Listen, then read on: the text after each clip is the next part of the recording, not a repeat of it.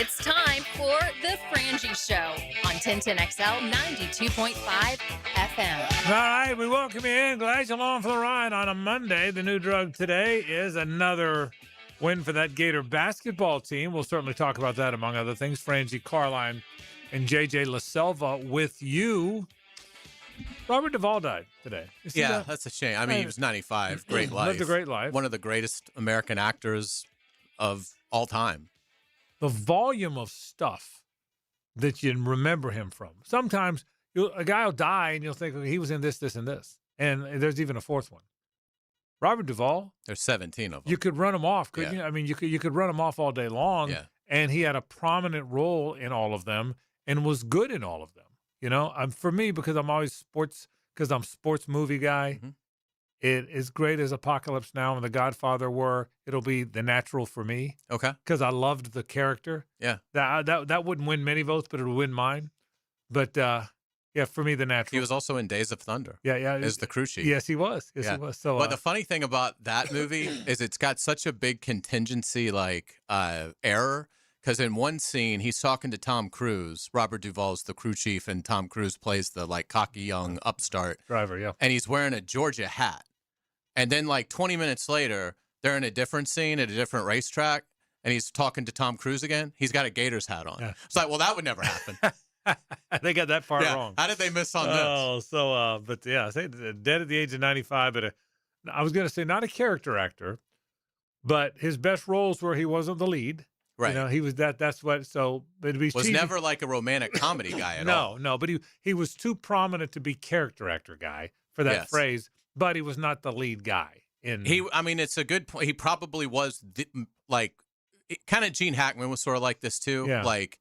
More greatest character actor maybe of all time than really a leading actor. You're right. But certainly, could have cared. He was the lead in the Apostle and things like that. But you're right. You think of him more. Yeah. You would never call him a character actor. Yeah, right. Never. Right. But he's one of the greatest actors of all time. Right. Well, I know that, but you can be a great actor. But he wasn't always the lead guy. Michael Caine is a character actor. Wasn't the lead guy. Yeah. Philip Seymour Hoffman is a character actor. Yeah. They're extraordinary. Yeah, actors. But you wouldn't cast Philip Seymour Hoffman in the lead to a romantic comedy or you know what I mean. So that's the point. I'm not trying to diminish. I'm not saying character actor as you would say quarterback game manager. Yeah. You can be a lead as a character actor. But that's what Robert Duvall was. I just feel like his roles in movies were huge though. You know, he wasn't the star, but he was a massive character in most of these movies. A character actor is a guy who comes in and plays is in a few scenes. Yeah, most of the time. But I know what you mean. He wasn't the lead guy. The point is he was a really good, great actor who wasn't always or often the star of the movie. With Hackman, see, to me, even though Hackman's a little bit like that, but Hackman to me will always be the Poseidon Adventure and Hoosiers where he was the star. Yeah. So I'll always think of him as the guy that was the star in movies, whereas Duvall played a huge role, but not the lead actor. Co-star. Yeah, co-star. I don't know. I just... That I feel like that's hurting his reputation to call him a Robert Duvall gone at the age of 95 and he was in so many things that we watched so many times. So all right, a lot of things to talk about on the program today. Good win for the Gator basketball team. I want to get to that coming up. I got a lot of stuff I want to get to. I want to it hit me, and when I read Mike Bianchi's column today, I didn't realize. I realized it just didn't hit me because I don't follow NASCAR as closely as I should. It's the 25th anniversary of the year we lost Dale Earnhardt. Did you last week? I didn't think about that. It never dawned on me last week. So that always resonates with me, not so much because I'm a NASCAR fan, as you guys know, and obviously it was a terrible tragedy. Why it resonates with me, it was really the first big story that happened after I started my sports writing career. I was a part-timer at the TU. I got hired in June of 2000. And, basically was doing small golf tournaments locally, high school sports, stuff like that. And then the day that Earnhardt died, I was at the Times Union just doing something. Literally, I can't remember what I was in there to do, but it was something, fairly, entry level stuff. And the crash occurred. And then we got word from John Osher, who was covering it, that Earnhardt had died. And so then it obviously went into all systems go. And this is when the Times Union sports section had 35 people working, and it was a unbelievably huge success. And one of the roles that I was assigned as sort of a lower level was they wanted to do a graphic of the crash of like 4 different frames of Earnhardt and his positioning and all like that. So I was in charge of working with the graphic artist on writing the copy for what is now happening in this frame. And anyway, that's so for me. It's always had, because you knew what you did, a personal thing, because it was really the first time I'd ever seen like a newspaper like go into like all systems go mode to cover what was obviously a tragic but incredibly important story. And so for me, it always is almost the unofficial anniversary of like me being in this business little bit. I get JJ, you were 10 or 11. You old enough to remember? Oh yeah, absolutely. I watched it live. I mean, NASCAR was so much bigger back then than it is now. Was. Too. I told this. But you didn't know that it, like, you just saw a crash and you didn't think twice about it. It didn't look that bad at all. And then it didn't take, I mean, it took a little bit for you to actually figure out that he passed. I told this story many times. I'll tell it again on this 25th anniversary, the day after Hayes. I'm not a NASCAR fan, so I wouldn't be inclined to watch the Daytona 500. I was in radio, so I wouldn't have covered it. Like I said, we covered Speed Weeks when I was a writer. My daughter and I were at the movies. Amber was 8 at the time. I think it was Little Mermaid 2, actually. But we were at the movies. They used to have a theater, Regal Theater, on Beach Boulevard. So we went there that day. And then afterwards, we went to Dick's Wings just to eat for the early dinner, late lunch, whatever, in the Dick's Wings. And it's the Dick's Wings on Beach Boulevard, still there, next to Owl's Pizza, right there by San Pablo. People that know that area of town know where that is. And we went in, went into this Dick's Wings, and it's a big NASCAR bar.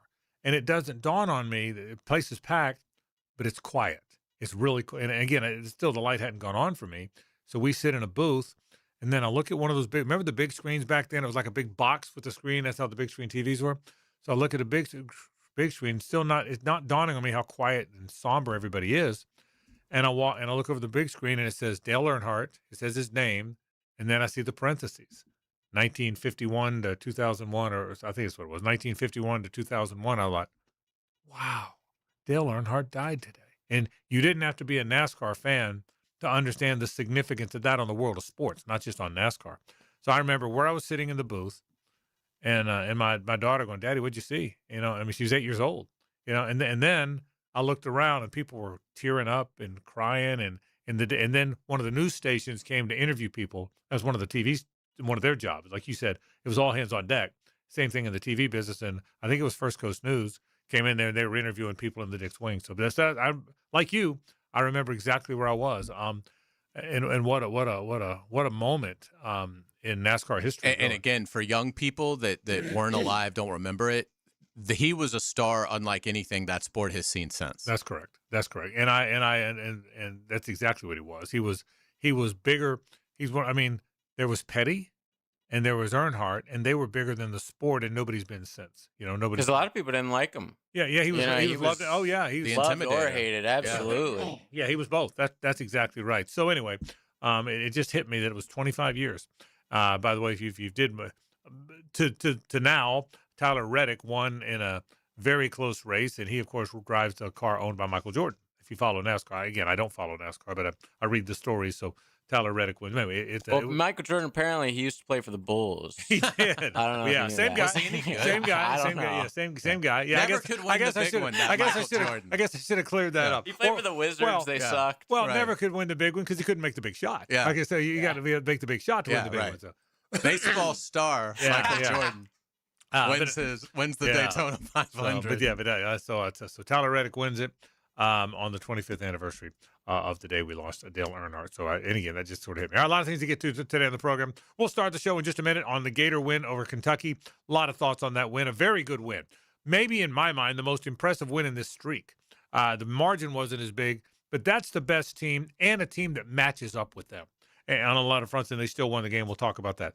I'm going to get into the Travis Hunter story. All of a sudden, somebody nationally says Travis Hunter's only going to play defense, and it's like there's this epiphany out there. It's kind of silly. Did you sense Well, he didn't even say he's only going to play defense. Right, He was like, his focus will be more on the defensive side, but he'll still play on offense. It's like, this is exactly what the general manager said in his season-ending wrap-up. Exactly what he said. So anyway, but I got a thought or two about Travis Hunter. It's the offseason. People are going to jump on whatever morsel they can get. You're right, and I get that. So we'll talk a little bit about Travis Hunter. I'm going to talk a little bit about college baseball, college basketball over the weekend. A lot of fun stuff to do on the program. So we're glad you're with us. This is 1010XL at 92.5 FM. It's the ride home with the Frangie Show from the Harold and Harold studio. Don't settle for less than you deserve. Hear everything you need to know about Duval's home team every day. I didn't see a lot of blitz. You got 4 deep guys on the home of the Jaguars. 1010XL. Hey, it's Carline here for Atlantic Infinity. I'm still loving my new QX60. Right now, you can lease one or lock in just 1.9% financing for 60 months. And every new Infinity comes with the Atlantic Infinity Promise. That's over $7,000 in added value. That's one of many reasons why I bought mine there. No pressure, no games, just a great experience. Do what I did. Make your new ride an Infinity from Atlantic Infinity. Visit AtlanticInfinity.com or visit the showroom near Atlantic in St. John's Bluff. I'm Holt Harrell. I was talking to someone the other day and they were shocked that some lawyers get more from a case than their own client. After paying bills and costs, if we are supposed to get more than a client, we won't. That's the Harold and Harold Promise. When we say that we treat our clients like family, we mean it. If you've been in an accident, call us today. 251-1111. Harold and Harold. Offices, Jacksonville. David Garrard here, and once again, I'm reporting good news about how good my knees are doing following PRP treatment at Southeast Orthopedic Specialists. For an old quarterback like me, my knees are in great shape. You don't have to be a celebrity or a professional athlete to appreciate the everyday personal attention you'll receive at Southeast Orthopedic Specialists. For any orthopedic need, call on the pros at SOS. Southeast Orthopedic Specialists. See Gators basketball from the eyes of the guy who lived in the swamp. Take Time Out with Patrick Young. Shoots and scores, and he got fouled! Friday morning at 8:30 on The Drill with Dan and Jeff. Tipped off by Southeast Orthopedic Specialists on 1010XL.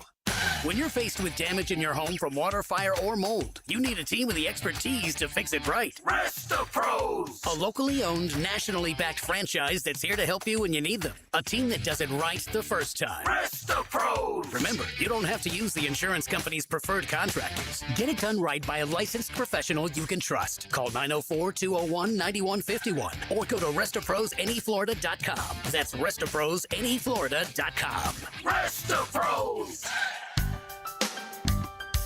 Rick Ballou for Coy Dental. That's right, Carlson Dental is now Coy Dental. Dr. Lee has been practicing there for 9 years, has purchased the company. The Coy Dental team still has the same great dentists and staff.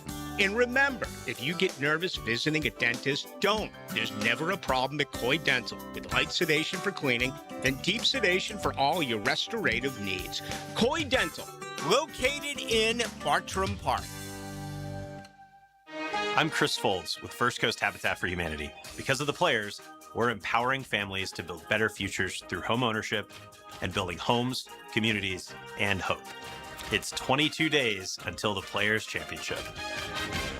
Are high-interest credit cards and other loans sucking the life out of your finances? It's time to say no more. Let Loan Pronto tap the equity on your home and get the cash you need now so you can pay it all off.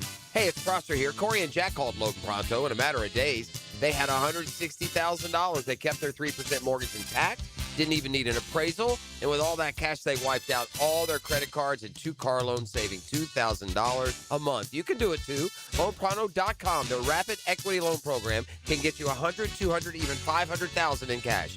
Chloe and Ethan just did it. Consolidated all their high-interest debt into one super low monthly payment, giving them an extra $1,000 a month. Imagine, pay off all the credit cards, slash your monthly payments, breathe easier. Get your life back. Interest rates are at 3-year lows. Call Loan Pronto today, 904-999-1500. That's 904-999-1500, or go to loanpronto.com. Equal housing lender, NMLS 1661781. Visit NMLSconsumeraccess.org. 1010XL, presented by Farah and Farah, exclusive injury law firm of the Jacksonville Jaguars. Focused, fueled, fearless, Farah. Hauk with Aberdeen by him. Yelovich in the air. A chance for three for Hauk. Plafshar. Yeah, can't leave him open. Plafshar. Dagger. Wide. It's a Best Bet Monday on The Frangie Show with fantastic locations in Jacksonville, Orange Park, and St. Augustine. It's Best Bet. We sure appreciate our friends from the Best Bet. Man, oh man, they do a terrific job. 3 great locations now. Best Bet Jacksonville is on Monument Road. Best Bet Orange Park is on US 17. Best Bet St. Augustine just off of I-95. Now, the final day of Blizzard on the Beach is going on today, the final day, and that's been an amazing event.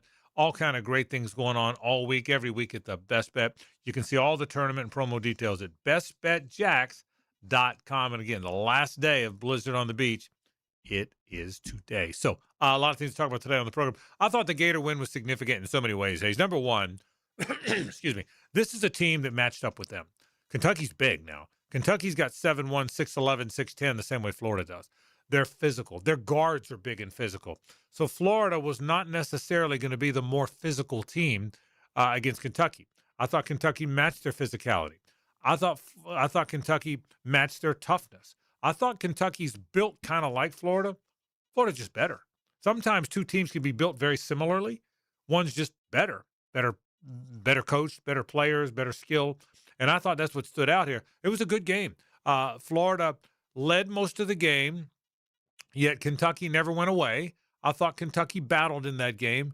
And obviously the gigantic and Florida's front line was good as ever. Both guys had double-doubles.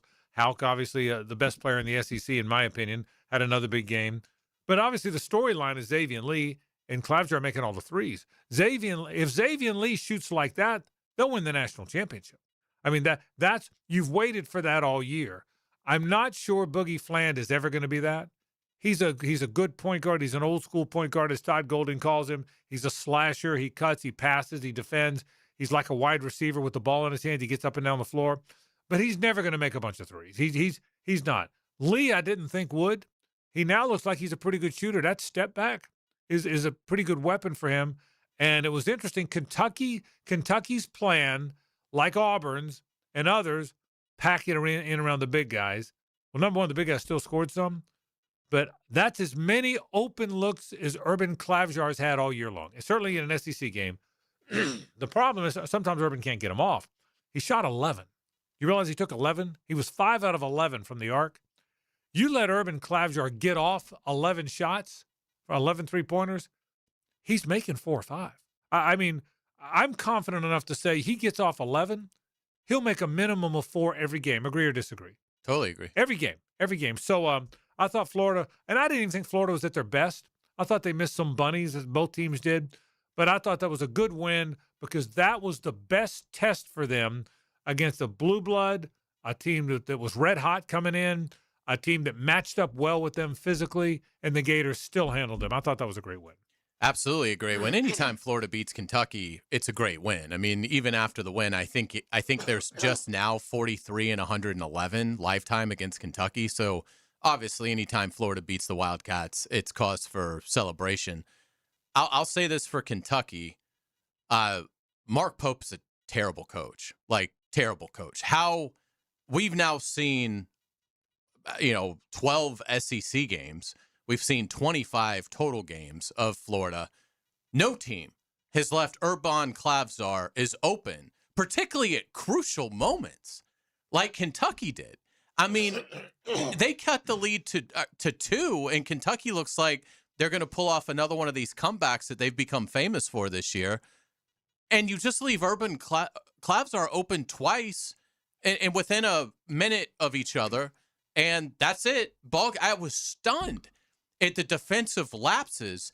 You spent $22 million on this roster, and no one knows that you can't leave Urban Clavjar for a second, let alone 3 at times. I mean, he had some looks he did. Where, he could have taken a warm-up shot before the actual shot. I mean, I was amazed at Kentucky's lack of defensive discipline, and it really cost them because I agree with Todd Golden and your point. I don't think Florida played particularly well in a lot of areas.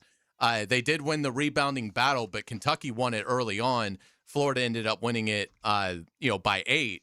But, they usually win that by, 15. So Kentucky really hung in on the glass. Houck, was kind of spotty shooting the ball. He missed 4 threes. He missed 4 free throws. Condon was 4 of 9 from the field. Fland was 2 of 10 from the field. So there were certainly areas where Florida left the door open for Kentucky. But that, to me, said more about Kentucky than it did Florida. You just can't leave. No, again, Florida has played 11 previous SEC games, and some of those 11 are against teams that are terrible, that have no chance of playing beyond the SEC tournament once they're eliminated. And no one leaves Urban Clavsar wide open. No one has until Kentucky decided to do it, and they deserve to lose. I was stunned at what a poor job Mark Pope did getting it instilled to his players. You cannot leave this man open. And they did it consistently, and they got burned, and they lost the game because Urban Clavsar hit those big threes in the second half. Yeah, and I will tell you, it's not because they were stopping the inside game. It was just, and by the way, Alex Condon's played at a really good level. He doesn't have a pretty game, but boy, he continues to do a lot of good things. I'm glad he got cited by Golden and others. So I thought Aberdeen played very well. Denzel Aberdeen's a good player. He is a good player. I don't know if I'm being objective. If I was Iowa State or Baylor and they said, hey, you can go handpick one guard off anybody else's team and put them on your roster down the stretch. And my picks were the 2 Florida guys and Aberdeen. I don't know that I wouldn't pick Aberdeen. I think Denzel Aberdeen's a really good player. And I thought he played okay. He got a lot of shots up. I thought Florida battled him and defended him. And by the way, I read more about the story because Chris Harry did a great job before the game and people talked about it afterwards. I probably didn't realize that Florida offered him $800-900 and Kentucky offered him $2 million. Well, of course you go. I mean, that's not even about you. Who knows if he's ever going to play in the NBA? But that's $1 million. That may be $1.2 million. Do you know anybody that if they could have a difference of $1.2 million right now, it wouldn't change their life? I mean, I guess super rich people, but for most of us, no, they would probably do it too. Yeah, right. To most people, 1.2 million is going to change your life. But anyway, I thought it was especially if he doesn't have a future in the NBA. Yeah, and he might, but he's certainly no guarantee. I don't think he's a first round pick. But anyway, but back to the game. I thought it was. I really enjoyed watching it because both teams were physical. Always a really good player. The Kentucky shooter can really shoot it. The 2 teams are similar in how they're built, and Florida's guys are just better. But the game at Rupp will be a tough out. That'll be a tough out. The key for Florida now, they've got a 2-game lead over Kentucky, a 1-game lead over Arkansas, who they get at home in a couple weeks. The key for Florida, I think, is keep winning to where the game at Rupp doesn't matter.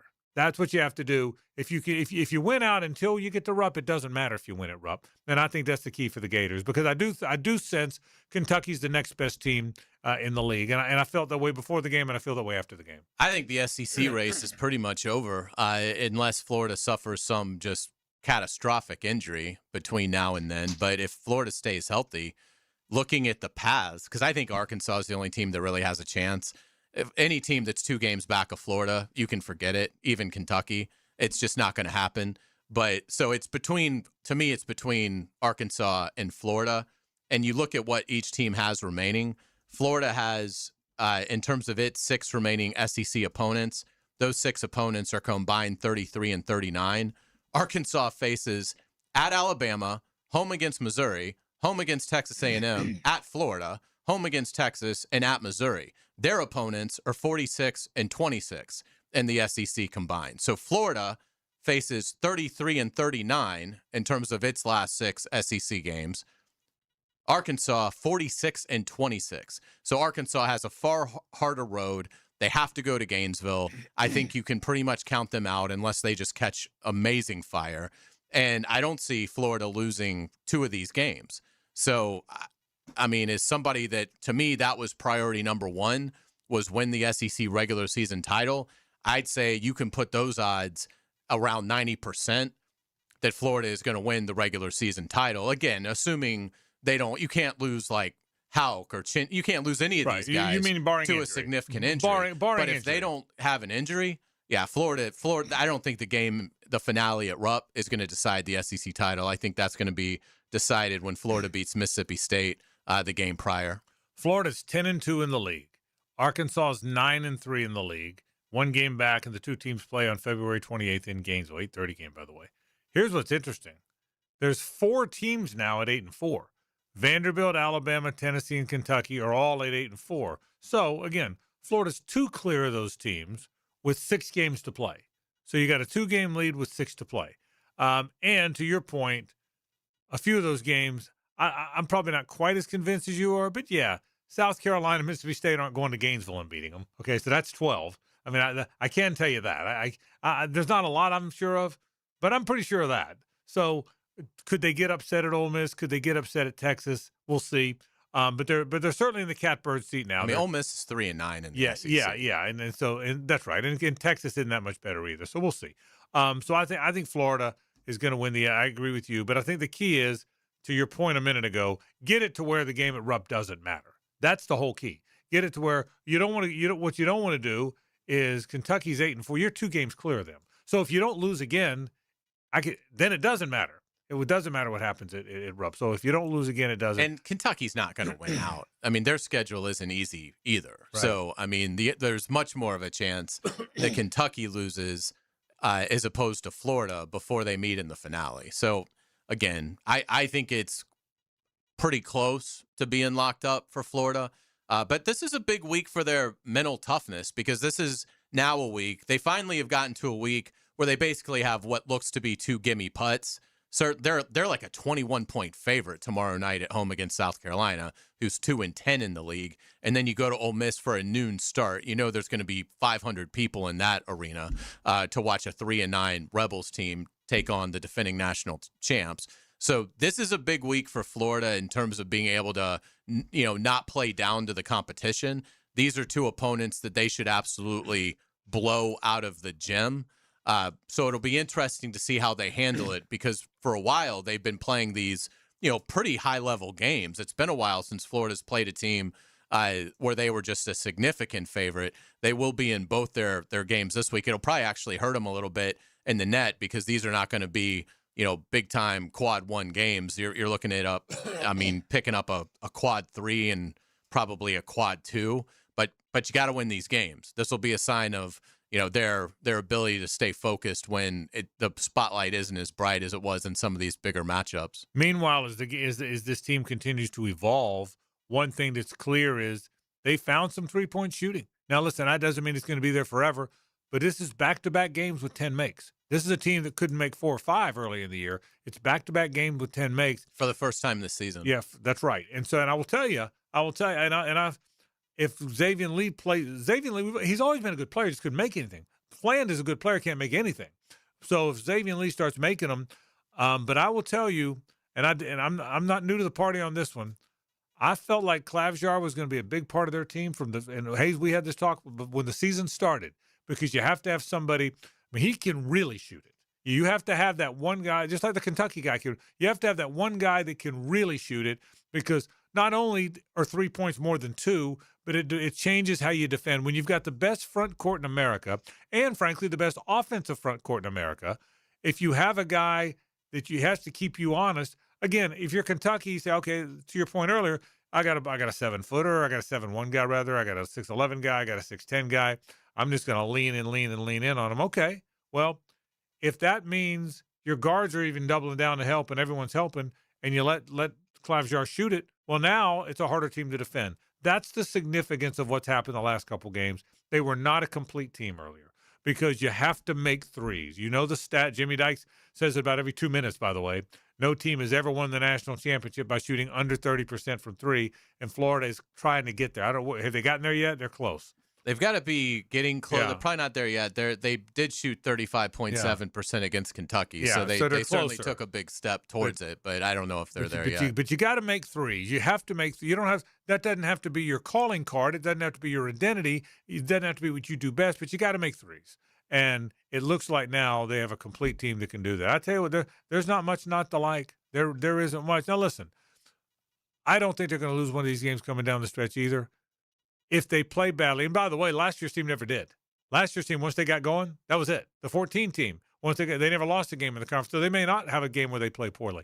Maybe playing poorly is winning by 9 instead of 19, right? So, but they are as well positioned. I'll tell you what, Todd Golden's a good coach too. Todd Golden's got some Liam Cohen in him. You know, he's got an edge. He's young.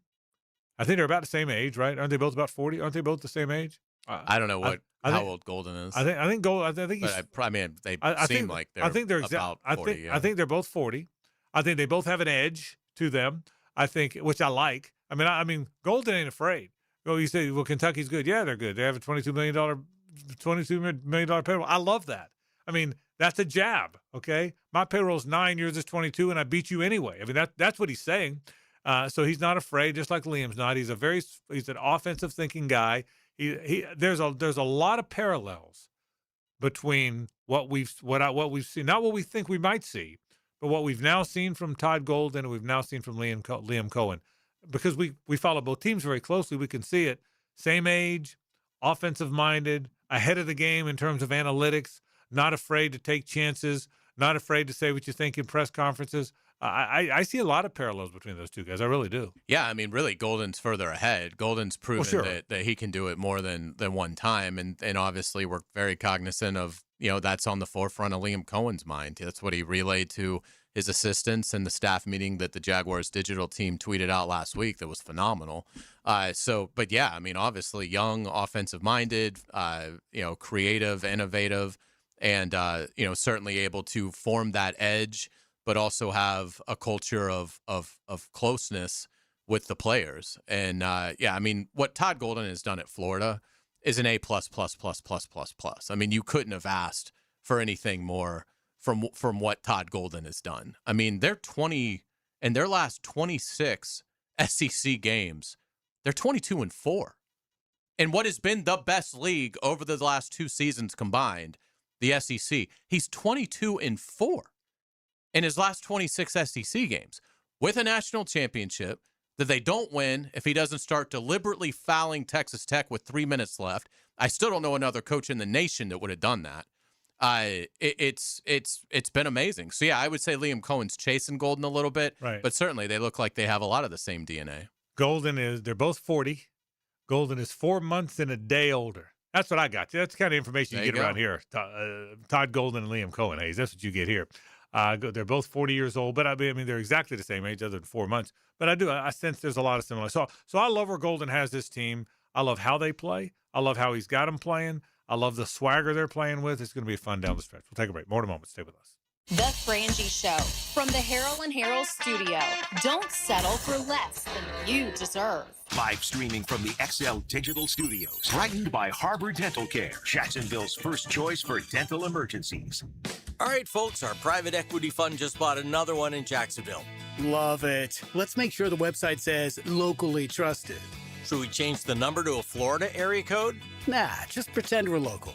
Meanwhile, Holland Sons Plumbing didn't need a rebrand to stay local. We're family-owned, veteran-operated, and proud to call Jacksonville home. So if you want a plumber who actually lives in your neighborhood, not in a boardroom, call Holland Sons Plumbing. Holland Sons Plumbing. Locally owned, nationally unbothered. Frank Frangie here. These days, it's hard to know which companies to trust. But when it comes to banking, I trust South State Bank. South State truly values its customers, and they work hard to create meaningful, lasting relationships.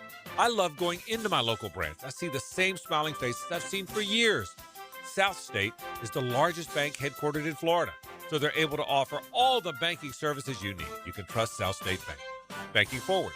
Member FDIC, equal housing lender. Post-game Monday on 1010XL is served up by Dandy Foods, making quality fresh sandwiches since 1956. Renewal by Andersen is celebrating Free Window February. For a limited time, buy 4 replacement windows or doors and get the 5th free. Plus, enjoy 0 down, 0 payments, and 0 interest for 12 months. Our Acclaim Impact windows are built for Florida, designed to help you save on energy bills while keeping your home comfortable year-round. Offer ends February 28th. Restrictions apply. Visit bestwindowsflorida.com to schedule your free in-home consultation. License number CGC 1527613. Renewal by Andersen, where comfort meets quality. Picken here. See clearly with the Eye Associates and trusted optometrists Zachary Boskool and Alice LaFlamme. From comprehensive eye exams, dry eye care, glaucoma management, diabetic eye care, and more, Dr. Boskool and Dr. LaFlamme are dedicated to protecting your vision. Immediate availability at all 5 Jacksonville locations. Schedule today with Dr. Boskool and Dr. LaFlamme by calling the Eye Associates, formerly Bowden Eye and Associates, Schneider Eye and Wellness Center, and Janet Betchkel,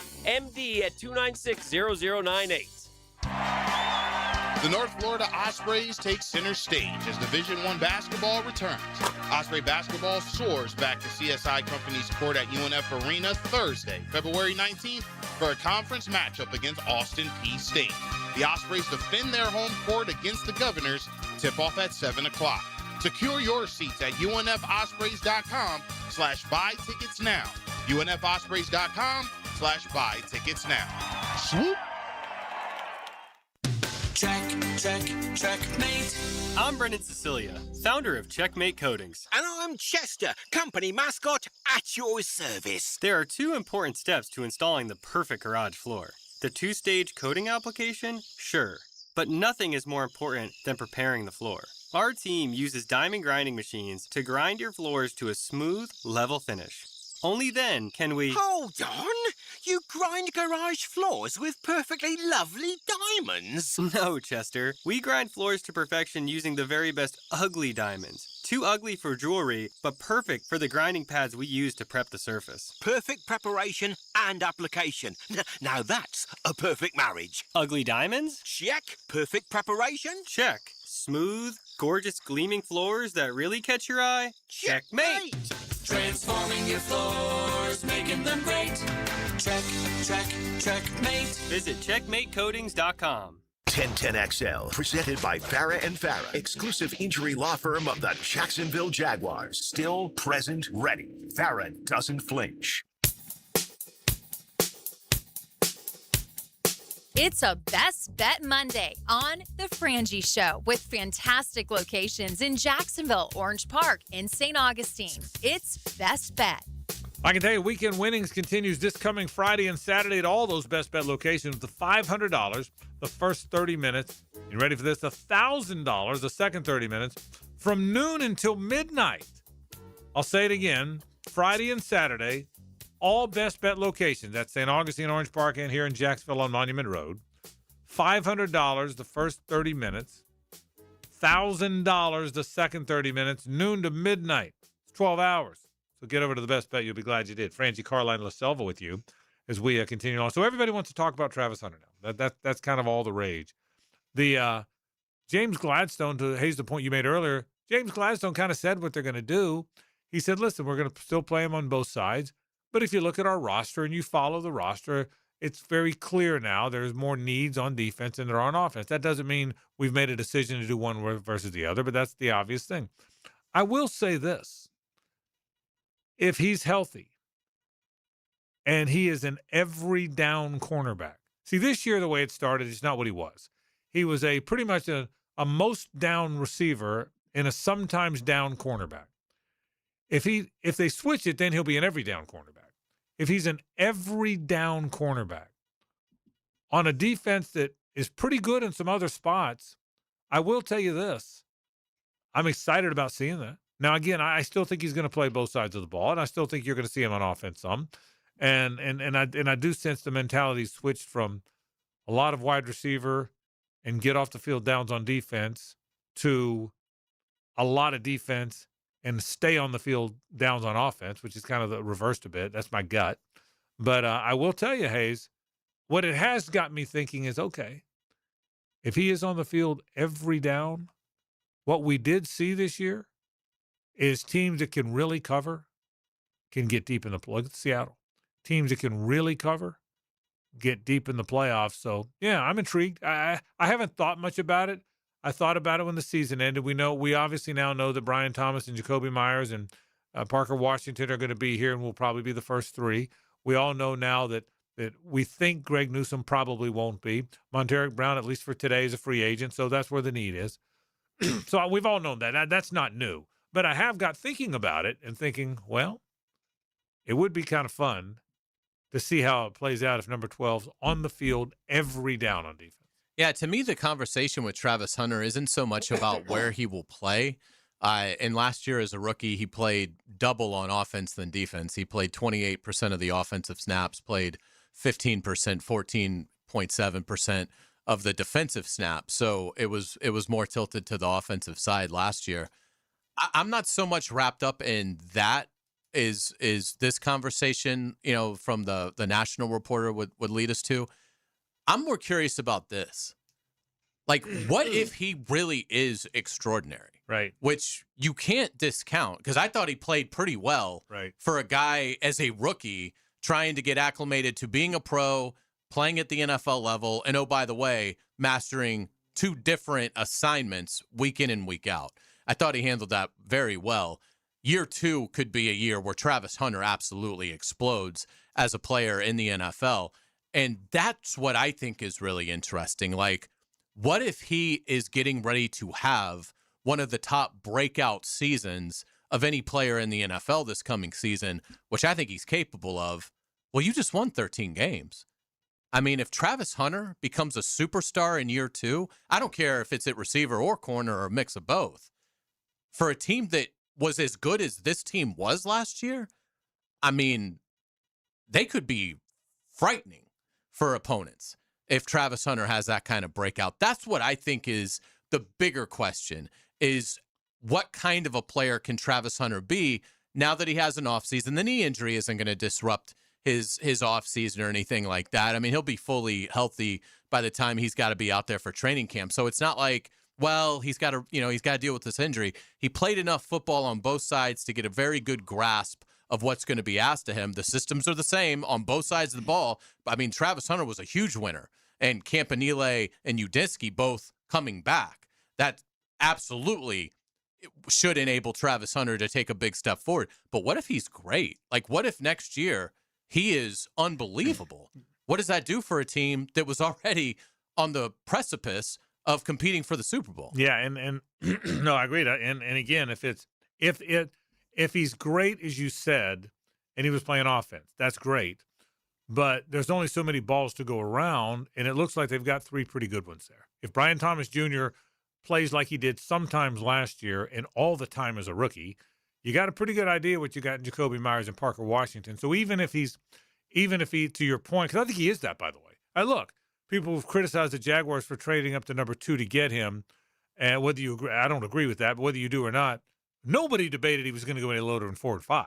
I mean, nobody debates he was one of the 4 or 5 best players in the draft. So obviously he's an elite player. No, and that's not up for debate. So assuming he takes that next step and he's a great player, to your point. Well, again, on offense, because there's a lot of options and you only get so many, you get your 61 plays and you're running at some, and on defense, he might play every play. And I know I'm contradicting myself, because when he got here, I wanted to see him on offense. I thought you could affect the game more. But if you're right about that, because look, I like their 2 defensive ends. Devon Hamilton does not get talked about enough. What a great season he had. They got the best tackler in the league at middle linebacker. They've got young players who are going to get better. They got to figure out will linebacker. I get that. Their safeties were terrific, I thought. Jordan Lewis is coming back, and I thought he was really good while he played. They've proven they can go get good players. If one of those players is a megastar at corner, so we'll see. But it'll be fun to watch. Here's what I can tell you. All this momentum about them and momentum about him is real. That's kind of your point. It's real, so it'll be certainly been fun to watch. I don't think there's any questions. So, all right, we'll talk. Everybody, you said the right thing at the top. It's the off season. If there's something that can get your attention, let it get your attention. Let's do headlines after this. Stay with us. It's the ride home with the Frangie Show from the Harrell and Harrell studio. Don't settle for less than you deserve. There's an energy and drama to play-by-play sports. This crowd, a big factor. You never know what's going to happen. Wow! Feel the energy on 1010XL, Jacksonville Sports Radio. love with a new Chevy at Nimnick Chevrolet. Now, right now, you can save up to 20% off a new Silverado or get financing rates as low as 1.9%. Now, unlike most dealerships, Nimnick Chevrolet is the largest inventory on the ground, ready for you to explore. With their extensive selection, you're sure to find the perfect truck or SUV at Nimnick. Remember, Nimnick will always give you top dollar for your trade. So you want an even better deal? Ask about their demo models for deeper discounts. Plus, the best prices of the year are here. Look, you don't want to miss this. Shop online 24/7 at nimnickchevy.com or go ahead and visit the dealership. It's conveniently located at the corner of Park Street and Cassett Avenue. Get over there. You'll be awfully glad you did. So who's got more new vehicles at the best prices? Nobody but Nimnick. Head to Nimnick today. Chevrolet, together let's drive. Greenlaw Group is for the insured. If you think you have roof damage, call 904-302-7055 today, and they will schedule you a free roof inspection. Trust their law firm to help you fight your insurance when you need it. These storms can cause damage you may not even see yet. Call Greenlaw Group 302-7055. There's no cost to retain their law firm and no cost to have your roof inspected. They only get paid if you win. Greenlaw Group, for the insured. Get the best soccer talk on the First Coast on the Coaches Show, presented by Sporting Jacks. Cole Pepper, Sporting Jacks head of soccer Mark Warburg, and Sporting Jacks women's coach Stacey Baylor discuss the beautiful game Tuesday evenings at 6 on 1010 a.m. Football's over, and it feels like a part of me died inside. This is Joe C. I know you know what that feels like, but have no fear. Revving your engines is here. The Daytona 500 is this Sunday. The fastest way to bet on the Great American Race is with the official sportsbook partner of the Daytona International Speedway, Hard Rock Bet. Don't miss out. Chase the checkered flag. Get to the winner's circle on Hard Rock Bet. Offered by the Seminole Tribe of Florida. Must be 21 plus and physically present in Florida to wager. Terms and conditions apply. If you or someone you know has a gambling problem, call 1-833-PLAY-WISE. Baloo here for Smunez Vision. Why Smunez Vision? Well, I've been with Dr. Neil Smunez now since I got back to Jacksonville in 2006. 37 years of experience he has. Smunez Vision is a family organization that focuses on personal high-quality medical and surgical eye care. Dr. Catherine Smunez is fellowship trained in cornea and cataract surgery and all refractive surgery. Combined, that's 30 years plus in laser eye surgery. Visit SmunezVision.com today. Care you can see. The road to March runs through Jacksonville. The 2026 Atlantic Sun Conference men's and women's basketball tournament is coming to VyStar Veterans Memorial Arena. Catch all 24 Division I basketball programs in action March 3rd through 9th. Reserve your seat today at asunsports.org/tickets. Jacksonville is the destination for ASUN basketball. Get your tickets to the 2026 Atlantic Sun Conference men's and women's basketball tournament today. asunsports.org/tickets. Are high-interest credit cards and other loans sucking the life out of your finances? It's time to say no more.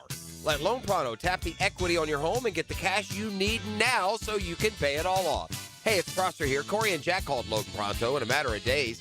They had $160,000. They kept their 3% mortgage intact, didn't even need an appraisal, and with all that cash, they wiped out all their credit cards and 2 car loans, saving $2,000 a month. You can do it too. LoanPronto.com, the rapid equity loan program, can get you $100,000, $200,000, even $500,000 in cash. Chloe and Ethan just did it. Consolidated all their high-interest debt into one super low monthly payment, giving them an extra $1,000 a month. Imagine, pay off all the credit cards, slash your monthly payments, breathe easier. Get your life back. Interest rates are at 3-year lows. Call Loan Pronto today, 904-999-1500. That's 904-999-1500, or go to loanpronto.com. Equal housing lender, NMLS 1661781. Visit NMLSconsumeraccess.org.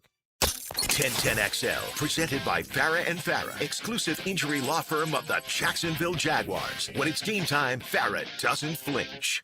Ladies and gentlemen, may I have your attention, please? Gather round. It's Hayes' Headlines, presented by Harrell and Harrell. Don't settle for less than you deserve. Hear all about it. Here's Hayes Carline.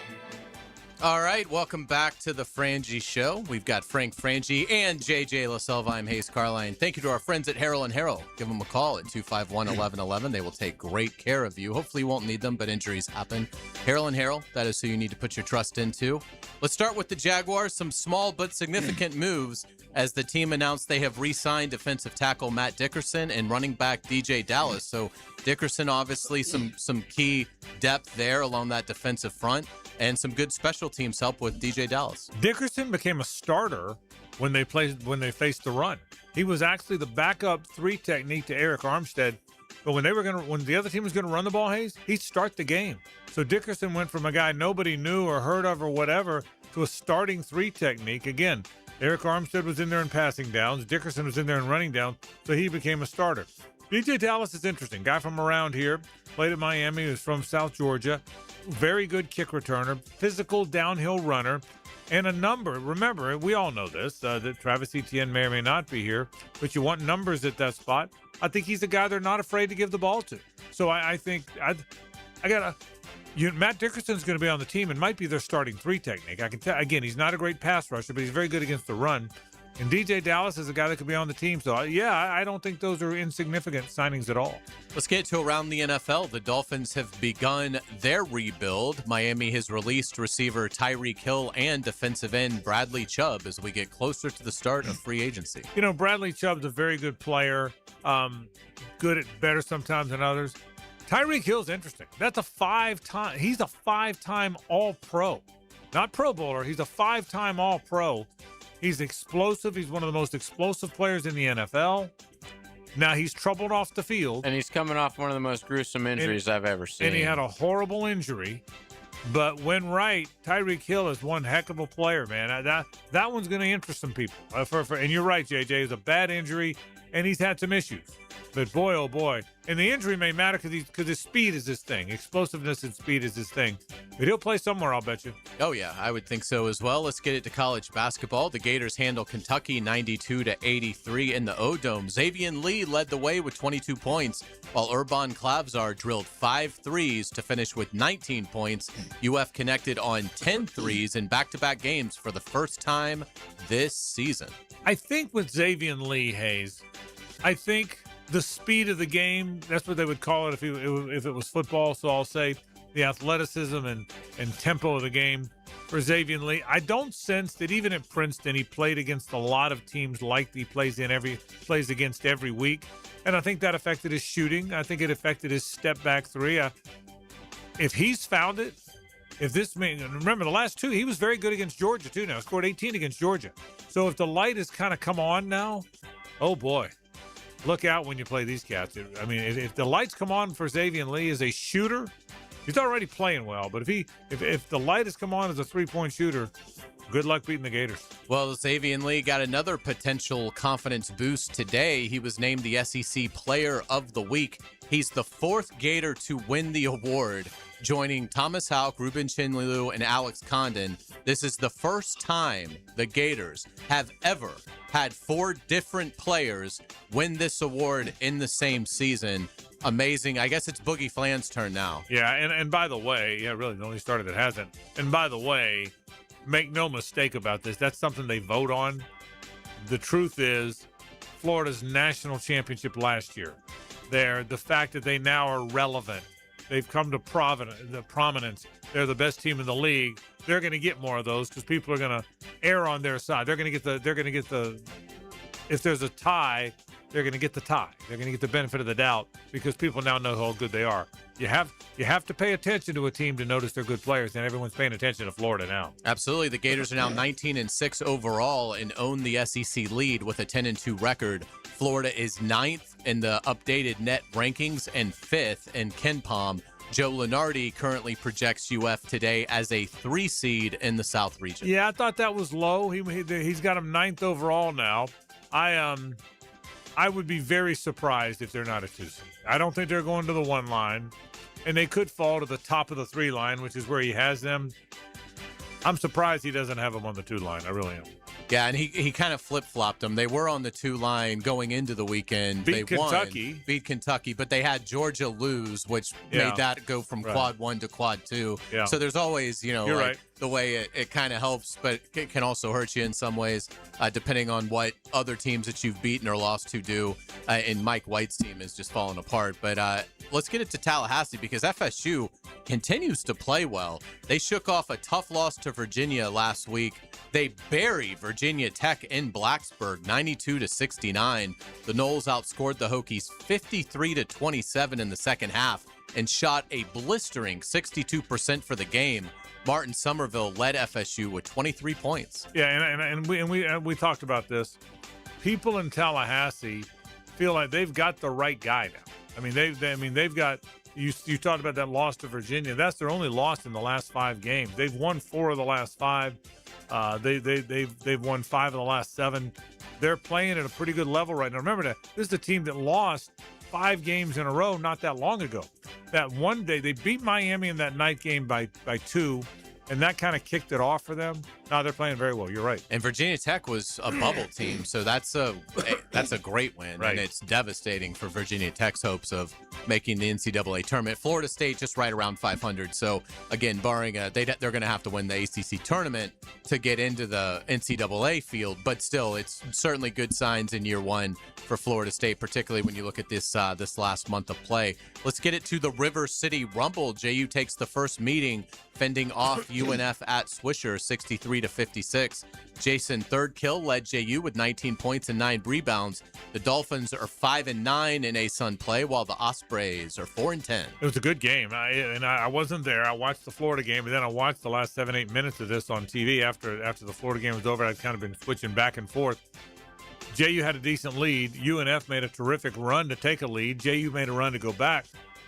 That game was a one-possession game at the end of the game. And Thirdkill, who's a 6'8 forward, hit a huge 3. He's not a three-point shooter, but he hit a huge 3 late in that game to kind of ice it for the Dolphins. But a very good one between UNF and JU.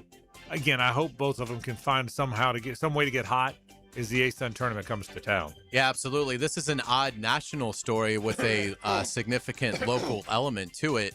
Kansas State has fired Coach Jerome Tang with cause after a press conference tirade to try and skirt his $19 million buyout. What's interesting about this, besides the fact that Tang did what a lot of coaches do at a press conference, frustrated and criticize his team, there's no way Kansas State's going to win this.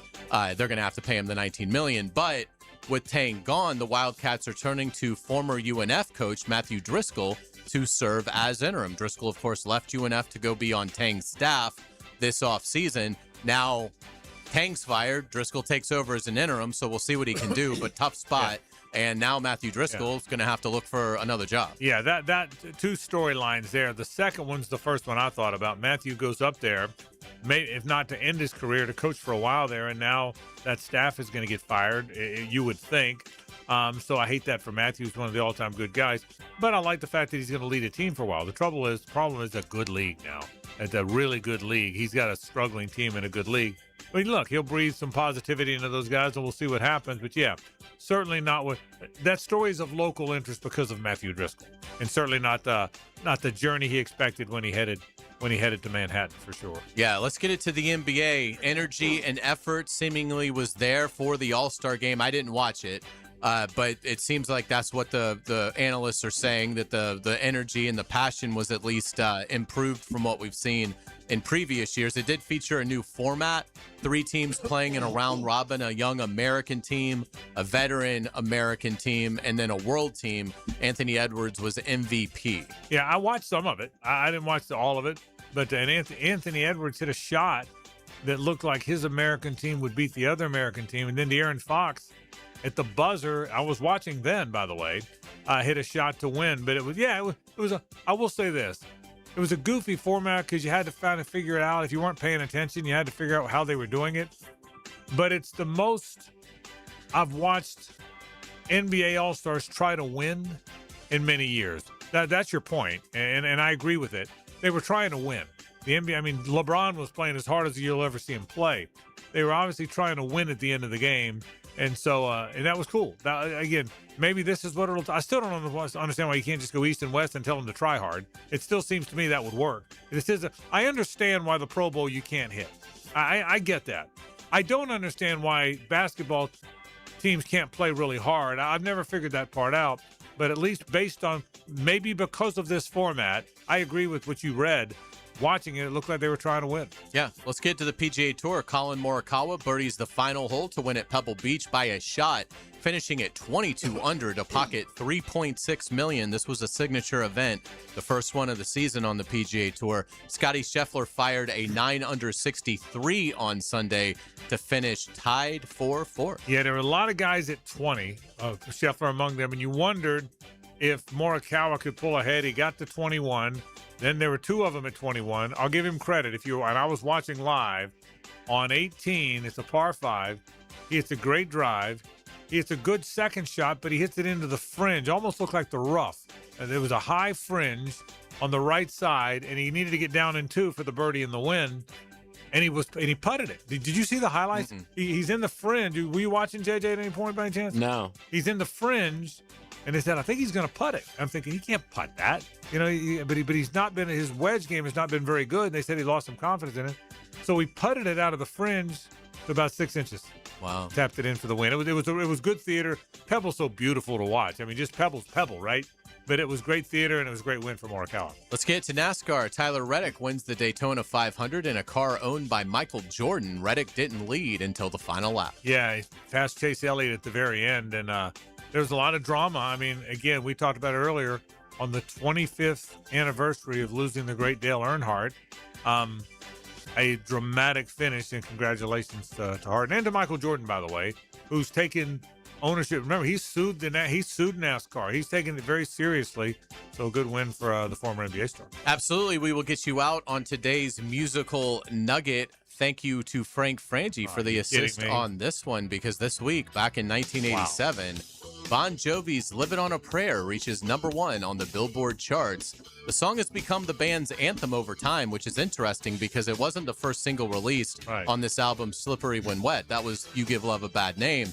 But "Livin' on a Prayer" has certainly become the song the band is the most recognized for. Bon Jovi was inducted into the Rock and Roll Hall of Fame in 2018. I had to go to Care Spot. I pulled 2 thumb muscles sending you this so fast yesterday. This had to be. I mean, it's one of the all-time anthems. Yeah. The all-time anthems of the rock era, they got to be in headline. There's no question about it. Well done, as always. Hour 2 is next. This is 1010XL and 92.5 FM.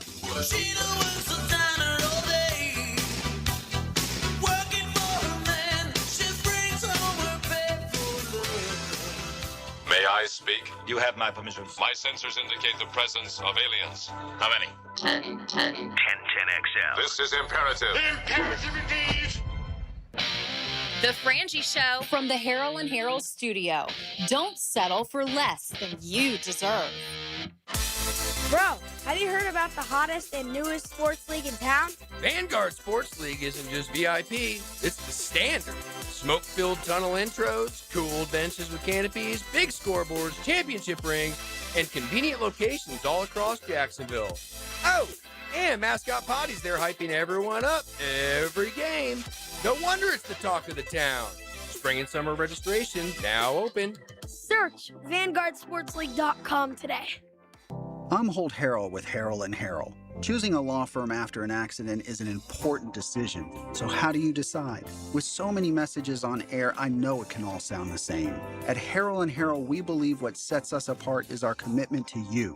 When you've been injured in an accident, you need help from someone you know, someone you can trust. Harrell & Harrell, a name you know, a name you trust. Don't settle for less than you deserve. Offices, Jacksonville.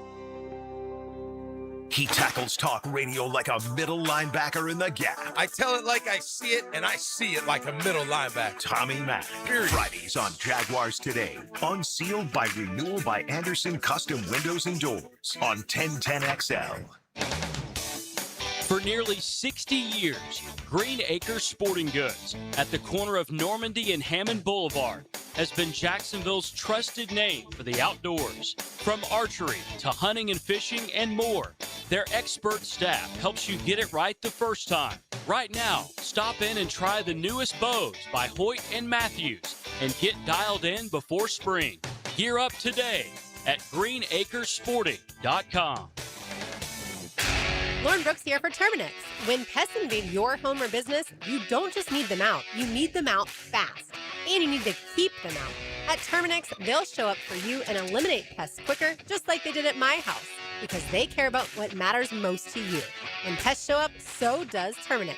Don't live with a pest problem, Terminix it. Visit Terminix.com today to schedule a free inspection online. That's Terminix.com. That's right, Terminix it. WJXL AM Jacksonville Beach. WJXL FM Jacksonville Beach.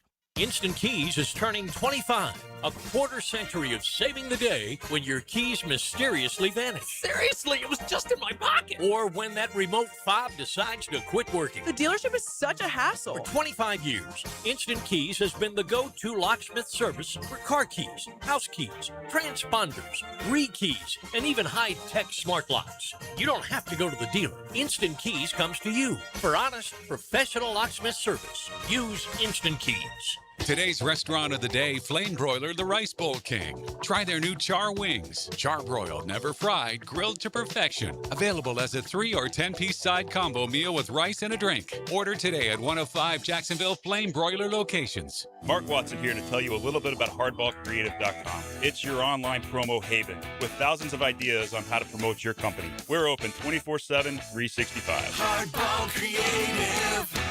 Hardball does it all.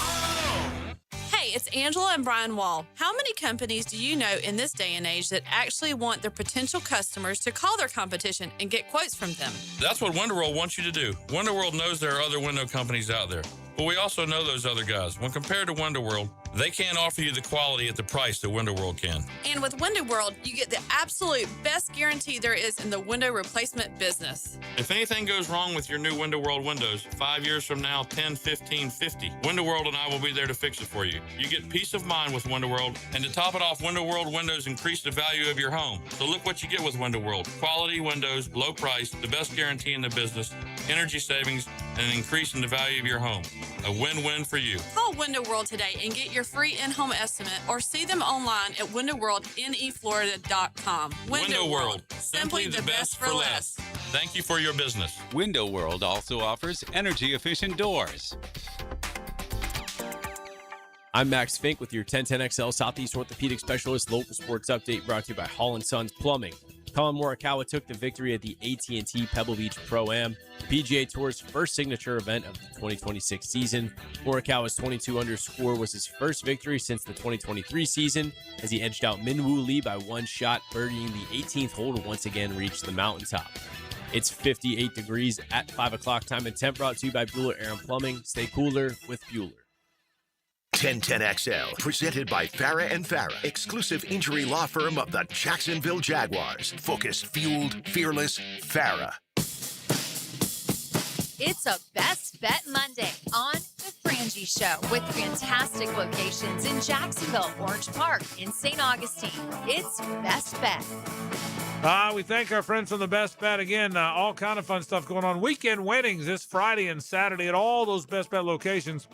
$500 for the first 30 minutes, $1,000 the second 30 minutes. That's from noon to midnight.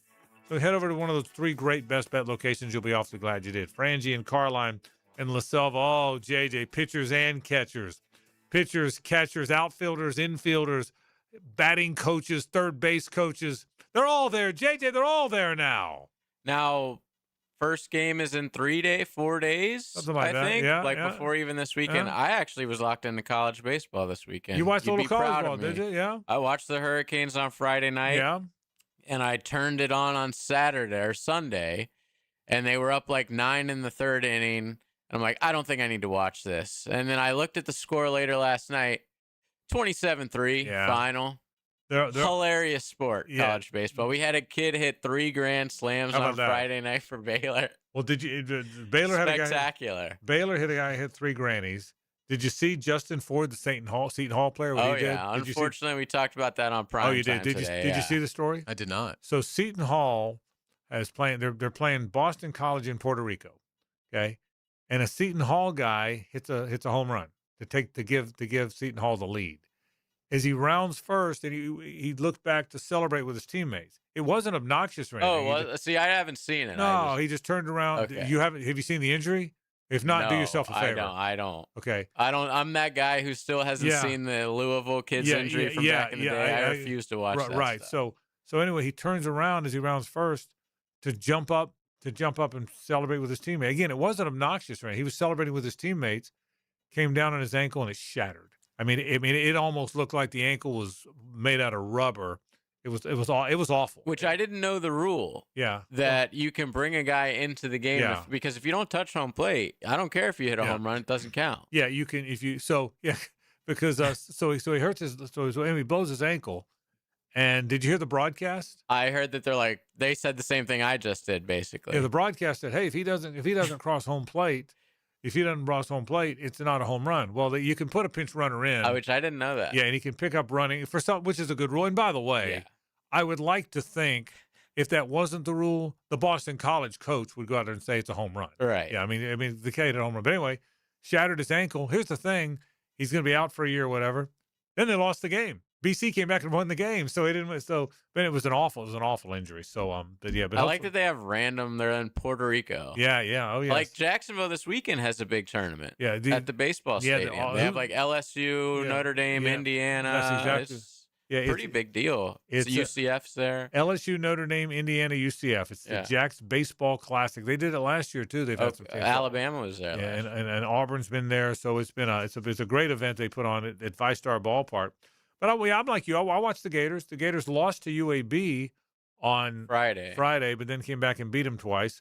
UNF lost the first one to Sacred Heart. Hayes, we were out there on Friday. They lost that game Friday night when we were out there, but came back, and we saw the gorgeous new field at UNF. They've done a wonderful job, and they came back and won the next two convincingly.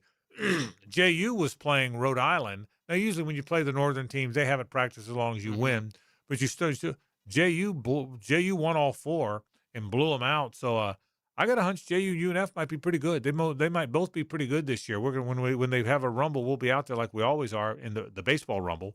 And it's cheap fun, man. It is. Like if you're local looking for something to do on a Friday or Saturday, I mean, I highly recommend going to those games. And I have so much respect, JJ, and I mean this very sincerely. So much, and you can say it about basketball too. I know that, but I have so much respect for these mid-major baseball coaches because the minute you have a guy hit 308 with 8 home runs, he's gone. There's no chance he's on your team next year, and that's really a shame.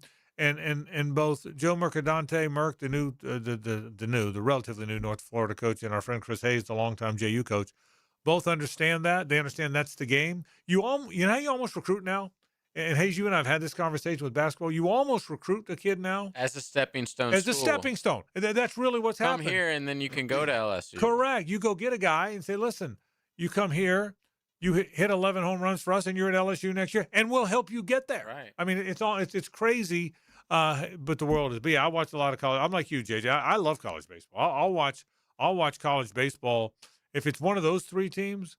JU and UNF because they're local, and I know the coaches really well, and they're very involved with walk-off charities, and the Gators because they're my team. I'll watch those three teams. I mean, they're all on ESPN Plus. That's what I was about to say. ESPN Plus really changed like college baseball. It's now a sport you can watch. You used to not be able to watch anything unless it was on like Sunshine Network. Yeah, it'd be like once a week an ACC game or something. And if you just like go around the South, which is the SEC and the ACC schools, the atmosphere at these stadiums is spectacular, man. It's really cool. Yeah. And they pack the house at a lot of these parks, and they got good tradition, and you really wouldn't expect that. It's just you wouldn't think about, Clemson having like an insanely good baseball crowd, but they do. South Carolina, there's all these schools down here that put on a good show. Yeah, they really do. So get out and watch some college baseball if you get a chance. We've talked college basketball and college baseball. Talked the little Jaguars earlier. We come back. It's okay if I bring up something about college football. Do you like college football? I do. Do you follow it? Do you watch games and all? Yeah, I would like to see my team actually be good at college football. That's why I thought you might have dropped it. That would be nice. I thought you might have dropped it. I considered it, okay. But I'm back now, baby. I'm going to talk about college football, the calendar, and more. Stay with us. The Frangie Show from the Harold and Harold studio. Don't settle for less than you deserve. Here's another look behind the microphone at 1010XL with Dan Hicken and Jeff Prosser. Well, first of all, I want to say I'm really not that fond of your kind. Oh, really? What kind is that? You're a glory hound and a hot dog. Mornings on 1010XL. You'll let me know when the critique is over. It's over. This is Mark Nato. My son Justin injured his hand playing baseball for JU. Southeast Orthopedic Specialist performed surgery just a few days later, and within 5 weeks, he was cleared to play in the ASUN baseball tournament. Our family has trusted Southeast Orthopedic Specialists for years. For any orthopedic injury, let Southeast Orthopedic Specialists take care of you too.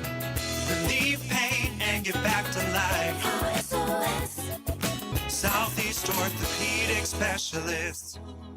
Let's talk about the sound no homeowner wants to hear. Drip, drip, drip. Still dripping. That's exactly why Duck Duck Rooter created the Love Your Pipes promotion. Plumbing problems don't scare us. Not with years of experience and honest upfront pricing on our side. Right now, you can get free plumbing assessment on all fixtures with any paid plumbing service. It's the smart move to fix the issue now before it becomes bigger. So when you're stuck, call the Duck, 904-862-6769, duckduckrooter.com. If you've been searching for answers to your quarterback questions, he's the lighthouse to guide you home. I'm Denny Thompson, and they call me the quarterback whisperer. He shares his insights Friday mornings on The Drill. Wrapped up by George Moore Chevrolet on 1010XL. Frank Frangie here from my friend and insurance agent, Craig Dewhurst. Craig has been helping families on the First Coast with their insurance needs for 25 years as your good neighbor and local State Farm agent. Now's a great time to review your insurance policies, whether you need auto, homeowners, or renter's insurance, or insurance for your golf cart, boat, or jet skis. Craig handles all of my family's insurance needs, and even better, he gives back to the community. Call Craig today at 904-940-9740. That's 904-940-9740. The riders who face Daytona Supercross are built different. Withstanding the most unforgiving and grueling track is not just a point of pride, but of pure grit and determination. This battle can only be felt in person. Witness the action unfold at the only place in Florida where the biggest names will battle it out under the lights. Daytona Supercross is built different. It's built for champions. It's built for fans. The gate drops Saturday, February 28th. There's only one place to be. Secure your tickets and trackside access at DaytonaInternationalSpeedway.com. The best value for golf in Jacksonville remains Cimarron, totally reestablished with new tee boxes, improved fairways and greens, also a brand new restaurant with indoor and outdoor settings, and live music. Join the Wild One loyalty program online at Cimarron Golf. When's the last time you played Cimarron? Cimarron Golf Club on 210, the Wild One. This is the home of the Florida Gators. Get your Gators hoops on 1010XL. Brought to you by the personal injury attorneys of Farah and Farah, Randy Marion Cadillac of Jacksonville, and Renewal by Anderson Custom Windows and Doors. This is Jeff Middlecoff with Cogent Bank. My associate Ryan Salem and I joined Cogent Bank because we wanted to revolutionize the mortgage business, just like Cogent Bank has revolutionized the banking business. So Ryan Salem and I are able to leverage the power and stability of Cogent Bank to go out and find our clients the best investors, the best products, and the best rates in the entire country for your particular mortgage loan. Of course, you don't have to be a customer at Cogent Bank to take advantage of our mortgage services to buy or refinance your home. We offer jumbo loans, VA, FHA, conventional, and investment loans. At Cogent Bank, we offer mortgages nationwide, so we can help you with a second home or help a family member who lives or is moving to another state. Call Ryan Salem or myself, Jeff Middlecoff, at Cogent Bank today, 904-442-9191, to see how we can help you with any of your mortgage loan needs, whatever or wherever they may be. Member FDIC, Equal Housing Lender, Cogent Bank, NMLS ID 402296, Ryan Salem, NMLS ID 1182429, Jeff Middlecoff, NMLS ID 249086. Hi, I'm Mac with Baker Glass. If you've got fogged up windows, let me help. We'll replace them with clear, insulated units that brighten up your home. People say we're fast, friendly, and reliable. Just check out our Google reviews. Call me today. Baker Glass. No one treats you better. 1010XL, presented by Farah and Farah, exclusive injury law firm of the Jacksonville Jaguars. Still, present, ready. Farah doesn't flinch. 10-10 take. The 10-10 take is brought to you by Duck Duck Rooter, plumbing, septic, and air conditioning. When you're stuck, call the Duck, duckduckrooter.com. It's now time for college football to change the calendar and become the NFL. You've heard talk forever about how it's just like the NFL in so many ways, paying players and the like, free agents, you know the drill.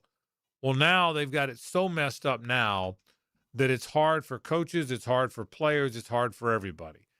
I never thought I'd say this, because nobody loves spring football games more than I did. I went to more spring football games because you're undefeated. You see players.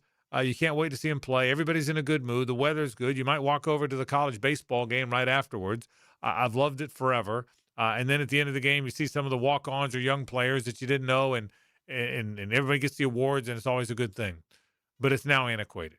College football now should be the transfer portal. Even signing day should go back to February. I didn't think I'd feel that way. I do now. Signing day should go back to February. The portal should be in March, maybe even April. There should be OTAs, and what was spring football, a 15-day training period, should be in June. People say, well, you upset the academic calendar. Who are we kidding? The academic calendar is very little factor. You can take these online classes these guys take. You can take it from home. Right now, to get college football right, it should replicate the NFL more than ever. Signing day in February, and you think they can't have signing day in February now because you want players there for spring practice. Well, you would be there now because you could start in the spring semester. OTAs when the spring semester, summer A, whatever they call it now, Hayes, you should do that. And then the equivalent of spring practice should be in June, not in April when you're getting your team ready, and that's the 10-10 take. Yeah, I like it. I am really interested to see the changes that come to the calendar because it doesn't seem like anybody is in support of keeping it the way it is. It's not working. It's not working. So it is going to be, it's going to be, I think, good for the players, the coaches, and certainly for the fans when we do get to that point that the calendar is altered. Yeah, I think we're going to see that. And I think you're going to see, you think it feels like and I do think this too, and I believe this, they're going to find a way to stop the blatant free agency, whether that means becoming employees and have a real collective bargaining agreement. They have to stop this, and I think they're going. I'll bet you within the next handful of years, somehow, some way, you stop this. Every player changes every year. I believe it. And you made a good point. How do you stop it? Because how do you deny someone the right to work? I get it. But somehow the rules, here's what has to happen. The rules will come back. I now believe the rules will come back to college football. If the NCAA says you're ineligible, somehow state laws can't change it. If you're employees and you have rules in place for your operation, then the state laws don't matter. State laws can't make Trevor Lawrence a free agent today. You know why? Because you got collective bargaining, you got rules that the NFL can stick to. I'll bet you, and maybe you just have collective bargaining. Maybe it just becomes the NFL. Maybe they just become employees. But I'll bet you, what is this, 2026? I'll bet you about 2030 that's in place. It'd be nice if they can get there. If not before. Yeah, it'd be nice if they can get there. I think one way to circumvent it, and this is a total novice legal interpretation, so I'm there's a lot of guesswork here in this opinion, but it's what I think, and I think it makes sense. What I would do if I were these schools is I would take my rev share money, the $22 million that the NCAA, everybody has agreed these schools are going to pay directly the players out of this rev share money. It doesn't have anything to do with name, image, and likeness money, rev share money. I would take that rev share money and I would try to use that money specifically on my star athletes in football and in whatever sport you care about. But I would think for most schools in the South, it's going to be football, men's basketball. If you're devoting of your $23 million, if you're devoting 20 of that $22 million to football and men's basketball, I would pay my stars out of the rev share and structure the contracts so that they were much more harder to break out of.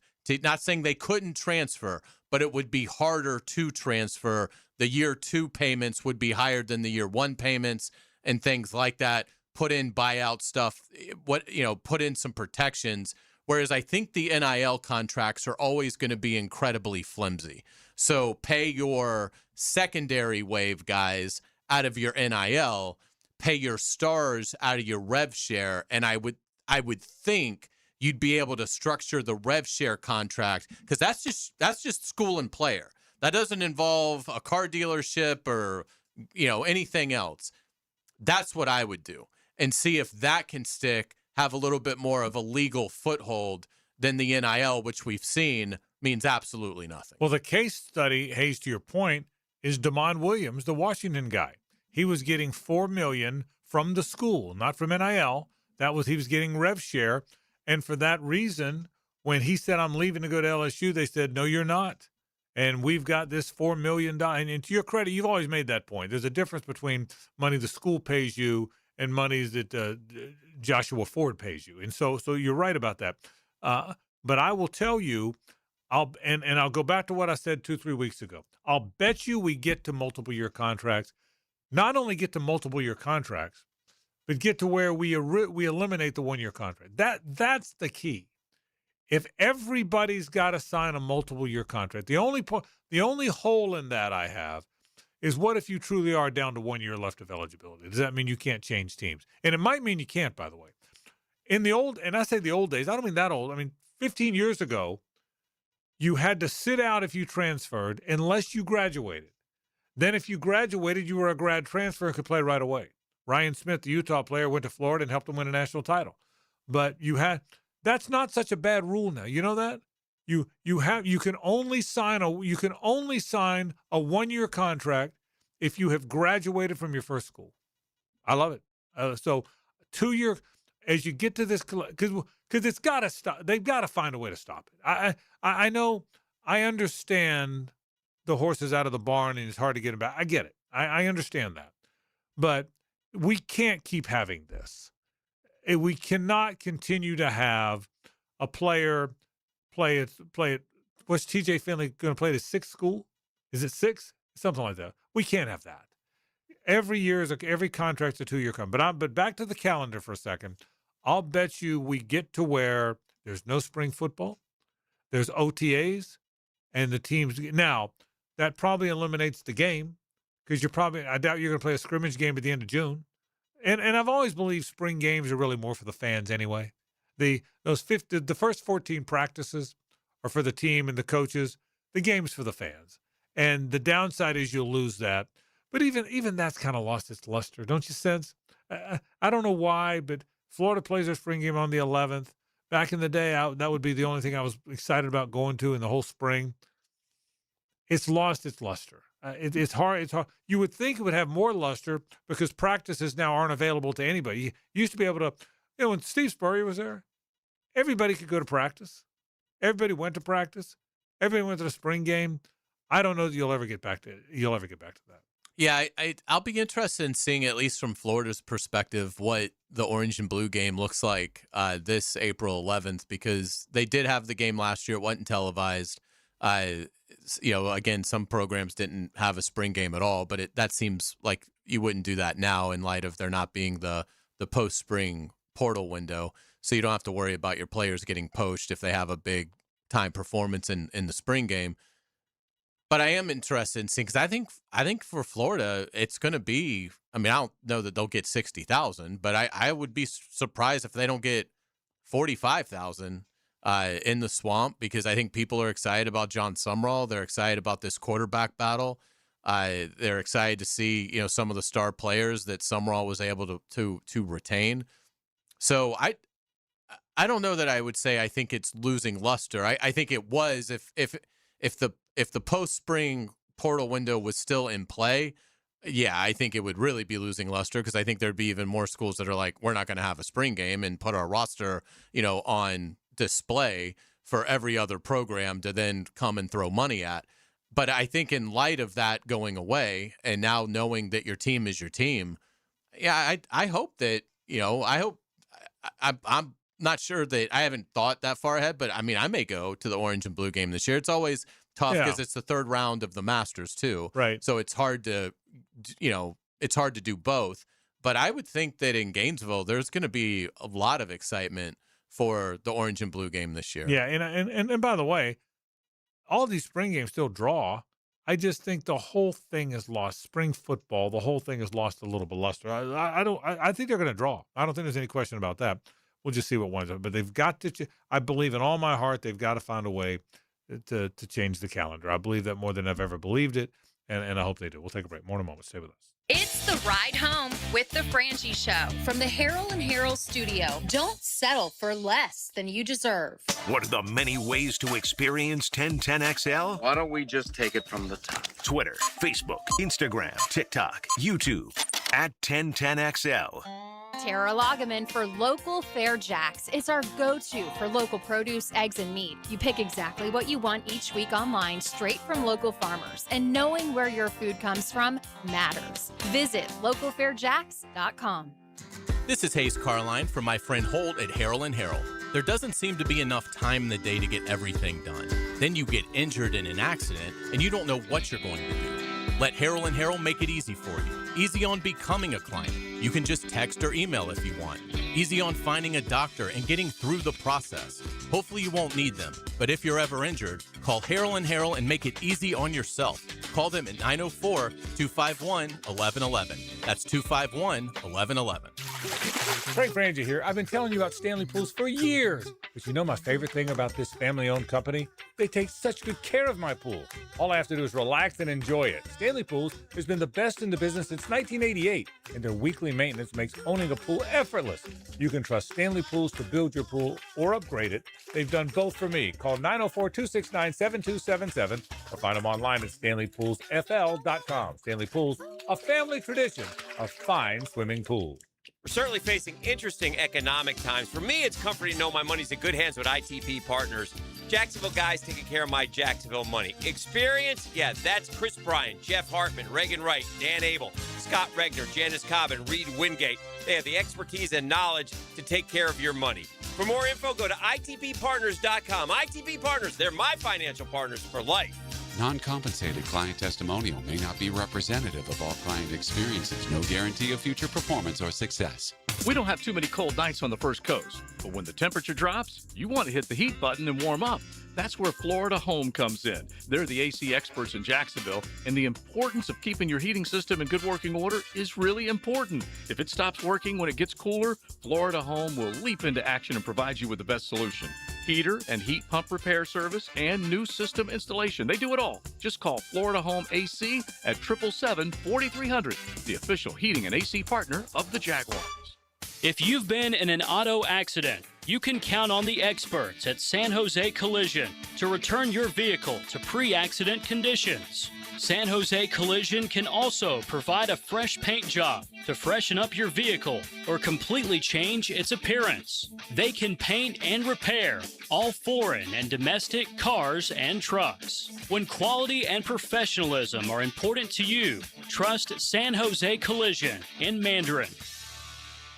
Fence problems? The old one falling apart and leaning over? Well, if it's time for a new one, call Duval Fence today at 260-4747 for a quality job. Restore the look and privacy you expect. Trust the experts. DuvalFence.com.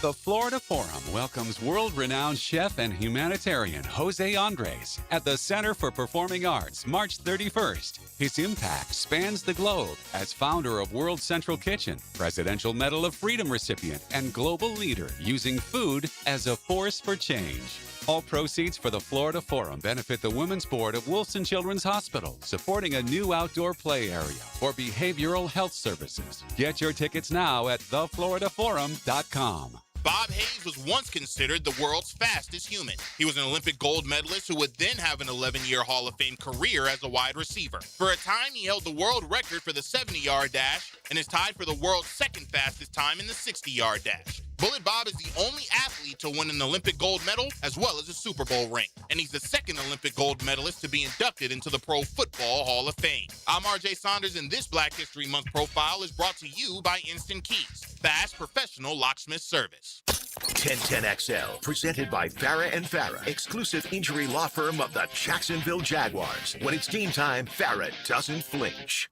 Now, the Monahan's Golden Moment. Monahan Jewelers in Atlantic Beach, your local family jewelers. Hi, the golden moment today was we were looking back at that big Gator basketball win. We started the program with that. Florida beats Kentucky 92-83. Anytime you beat Kentucky, that's a good one. As Hayes said earlier, they're 43-111 all time against the Wildcats, but it was 42-111 before Saturday, so a big win. We talked all about it. That was the golden moment in the program today. By the way, imagine what that series was around 1994. Yeah. I mean, because Florida's held their own with Kentucky now for 25 years. Yeah. Over the last 25 years, Kentucky probably leads the series. Yeah. But it's not by some crazy. So, and it's still 42 and 1 or 43 and 111. So imagine what that must have been. I told you. It must have been like 10 and 90. Imagine what it'd be like being in school there and you watched 101-48. Okay. I mean, I did. I'm not making that up. That was so.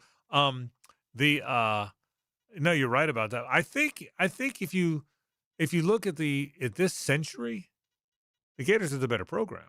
Without a doubt. 3 national titles to 1, 5 Final Fours to 4.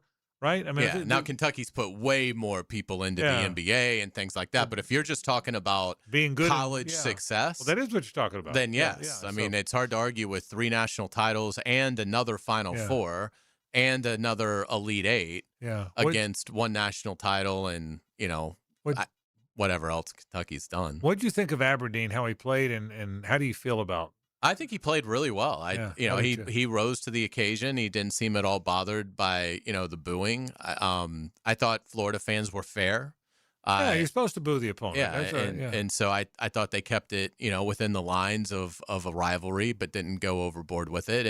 And I thought he played well. I mean, he's a good player. I was sad to see him go. I totally got it. Yeah. Because it was, they weren't bashful about saying, well, he's getting double the money to go to Kentucky. Right. Because we were talking about he's getting double the money to go. And at the time, wasn't even a projected starter. I remember when he went, I remember thinking he's not going to start there. Yeah. And that was what the Kentucky people were saying. Yeah. So to his credit, he is elevated his game and he's their second best player, arguably. And I thought it was a good moment with he and Golden right before the game. Did you see it when they announced? For people that didn't see it during the introductions, usually in the introductions, you introduce the guy, he runs over and shakes hands or fist bumps with the official, then runs out there. Aberdeen went and shook hands with the official, then went all the way down to the Florida bench and had a good moment with Golden. Yeah. And Golden was good. I thought that was kind of the hug thing. I thought it was good. And Golden was good on College Game Day. He joined them by Zoom. During the show, and he was asked about Aberdeen, and he kind of had that spurrier to him. He was like, look, I appreciate Denzel. He's a great player, but today it's going to be a rough one for him. Yeah. Our crowd is ready for Denzel to be here, and they're ready to let him know how they feel. So he definitely kind of pushed it a little bit to, if there was any doubt among the Rowdies how you're supposed to handle this. Yeah. The head coach made it very clear. No, we like Denzel, but we're booing him today. Right. Because he's standing in the way of a Gators victory. And it's the only time he'll ever play there. Correct. It's the only time he'll ever play there. He'll play him again against Rupp, and then he'll be out of college basketball. I'm rooting for him. I really like him. I thought he was number one. I liked that team so much last year. It was a really fun ride, man. It really was. And I liked the role he played there. You wonder if he has any regrets. Yeah. Well, he doesn't have any regrets because of not financially. Yeah, because of the but money. From a winning standpoint. Oh, I don't think there's any question. And remember, he could have left 2 or 3 years earlier because he wasn't playing. He obviously was a better player than they were playing him, but he waited his turn. For people that don't know, he won a state championship at Dr. Phillips where Riley Kugel was the star. Everybody wanted Kugel. Aberdeen was the throw-in. Do you remember that? Mm-hmm. Florida. I think Florida took him to get Kugel. If I remember it right. And Kugel never turned out to be that good of a player, and Aberdeen turned out to be a great player or a really good player. I'm rooting for him. He was a 3-star guy. I hope he does great. I'm rooting for him. And I agree with you. He did fine. He played a good game. He answered the challenge. They lost the game. I would think you asked a great question. Does he have any regrets? My guess is no, because of the money. But he probably didn't figure he was leaving a team that would still be better than the team he was going to. I wasn't sure. I thought that.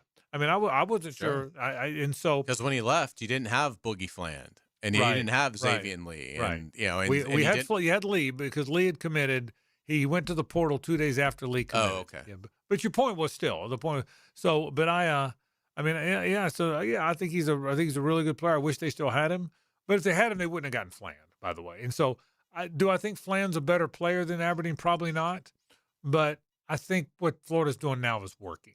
They got the right team. They got the right. It's working. I think Fland is phenomenal defensively. Yeah. He was also phenomenal as a ball handler and a passer. He just can't shoot. And I will tell you, he doesn't just miss. By the way, he misses by 5 feet. He's become Condon. He's back-to-back air balls. And by the way, and I don't follow basketball recruiting, but this guy's was a 5-star from New York City.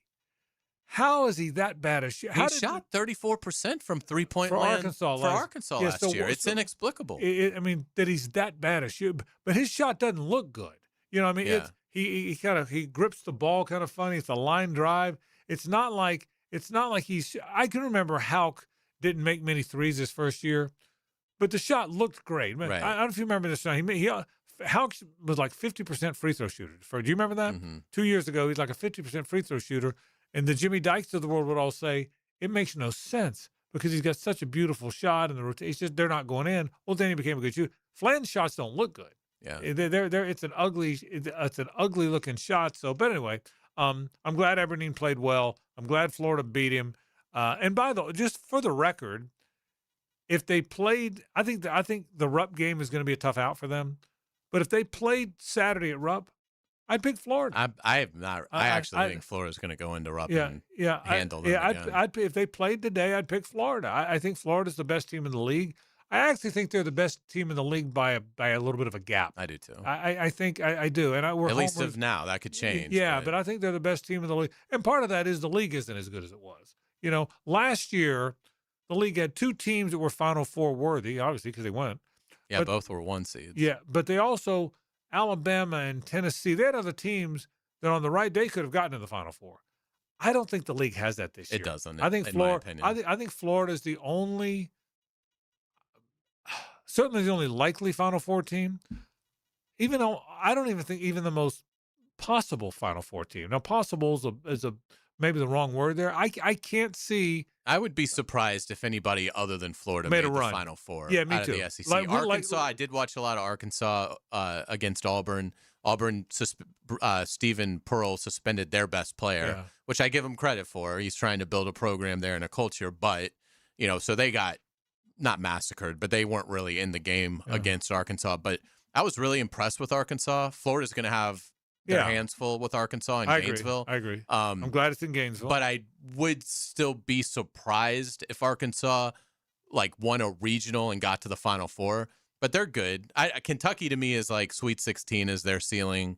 Vanderbilt, I think Sweet 16 is their ceiling.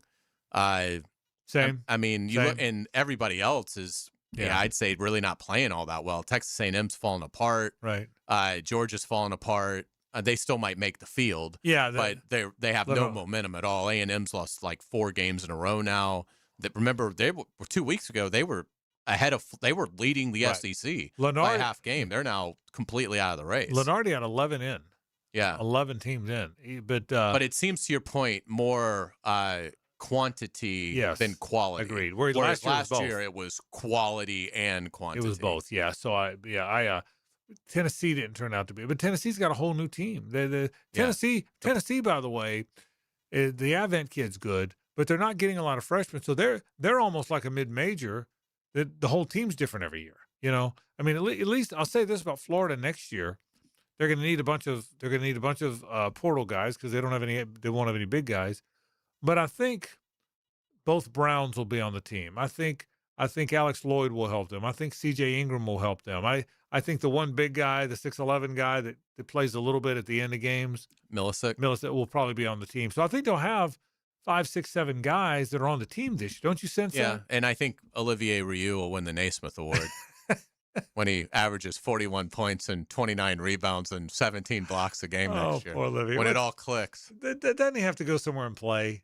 If you're Olivier Rioux, don't you have to go? I don't. When he's in, I mean, he can't move at all. Right. But he does at least have a semblance of coordination. I would be interested in seeing, and with another off season, how can he not at least be a guy that can get you 9 points and 9 rebounds in 12 minutes of work? I mean,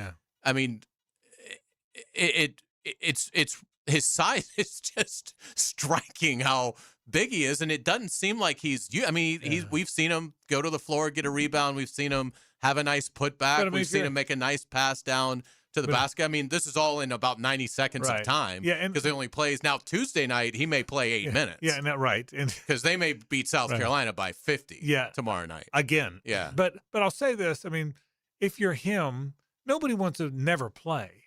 Why wouldn't he transfer to Western Kentucky? I think he might. You don't think he has any chance of playing next year? Well, I don't and know. Like the hand logged in role. Yeah. Boy, I can't see like it, 12, 16 minutes a game. You know, I don't know. I don't think that, but I hear you. I don't know that I'm right. You know what I mean? I don't know. And look, he's playing behind the best front court in America too. I get that too. I just don't. I get the sense if he's 7'9". Yeah. If he could play at all, wouldn't he play some? I mean, you know, I mean, he's the last guy. Millicik's way ahead of him. You know. So I don't think he can be hand locked in next year. I think he could be. I think he's young enough that with another off season, particularly with this staff. Yeah. I think there's something there. Well, I mean, I'll say this. With today's lawyers and state laws, he's got 8 or 9 more years. so he's a year away from being a year away from being a year away from being a year away. You'll see. It's going to be interesting to see. Let's take a break. We'll wrap the program after this. The Frangie Show from the Harold and Harold studio. Don't settle for less than you deserve. Streaming live from the XL Digital Studios. Polished by Harbor Dental Care, the locally owned smile restoration experts. This is Brent Musburger's VSIN Action Update on 1010XL. Brought to you by Duck Rooter Plumbing, Septic, and Air Conditioning. When you're stuck, call the Duck. Proud partner of the Jacksonville Jaguars. The NBA will be returning from the All-Star break on Thursday. The Oklahoma City Thunder remaining the best bet for winning the NBA championship for the second straight year. They have the best record in the league, and they're plus 130. While the Denver Nuggets, who recently got Nikola Jokic back in their lineup, are plus 600 to win the NBA title. The San Antonio Spurs, second in the Western Conference standings, a plus 1,200. Cleveland is surging. They've won 10 of 11. They're plus 1,200 to win the NBA title, and the best bet in the Eastern Conference. The Knicks are right behind them at plus 1,300. The Celtics also plus 1,300 to win the NBA championship. Progressive helping veterans drive their lives forward. More info, keysofprogress.com. I'm Tony Desiri with your VSiN Action Update on 1010XL. Let's talk about the sound no homeowner wants to hear. Drip, drip, drip. Still dripping. That's exactly why Duck Rooter created the Love Your Pipes promotion. Plumbing problems don't scare us. Not with years of experience and honest upfront pricing on our side. Right now, you can get free plumbing assessment on all fixtures with any paid plumbing service. It's the smart move to fix the issue now before it becomes bigger. So when you're stuck, call the Duck, 904-862-6769, duckduckrooter.com. Hey, it's Travis from Cannons of Jacks. Thank you for trusting us for 55 years of custom welding fabrication and vehicle towing accessories. When you need a trailer hitch for the family car, a gooseneck for the company truck, or even RV towing options, call us at Cannons.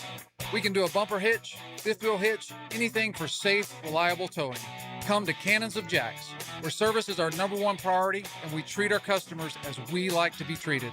Check us out online, cannonsofjacks.com. David Garrard here. Playing in the NFL can put a lot of wear and tear on your body, especially your knees. Southeast Orthopedic Specialist has kept me mobile and ready to tackle every day. Southeast Orthopedic Specialist.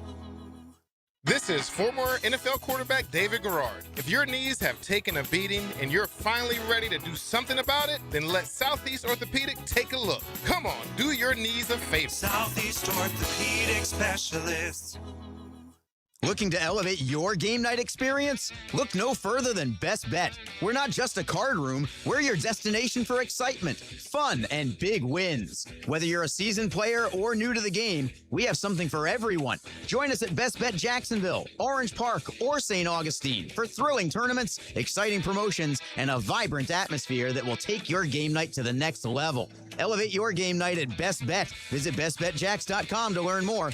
That's bestbetjacks.com. Help your loved one fall back in love with his or her home with a home improvement from the professionals at the Lifetime family. That's right, Nick. Happy Valentine's Day to all the lovebirds out there. What says I love you more than adding additional space with a glass or screen enclosure that will enhance your home's livability, or brand new floors that dramatically improve the look and feel of your home? That's right. New outdoor living space from Lifetime Enclosures and beautiful floors from Lifetime Flooring. Come experience the Lifetime difference. Call or visit one of our showrooms today for our Valentine's Day specials throughout February. Lifetime Enclosures.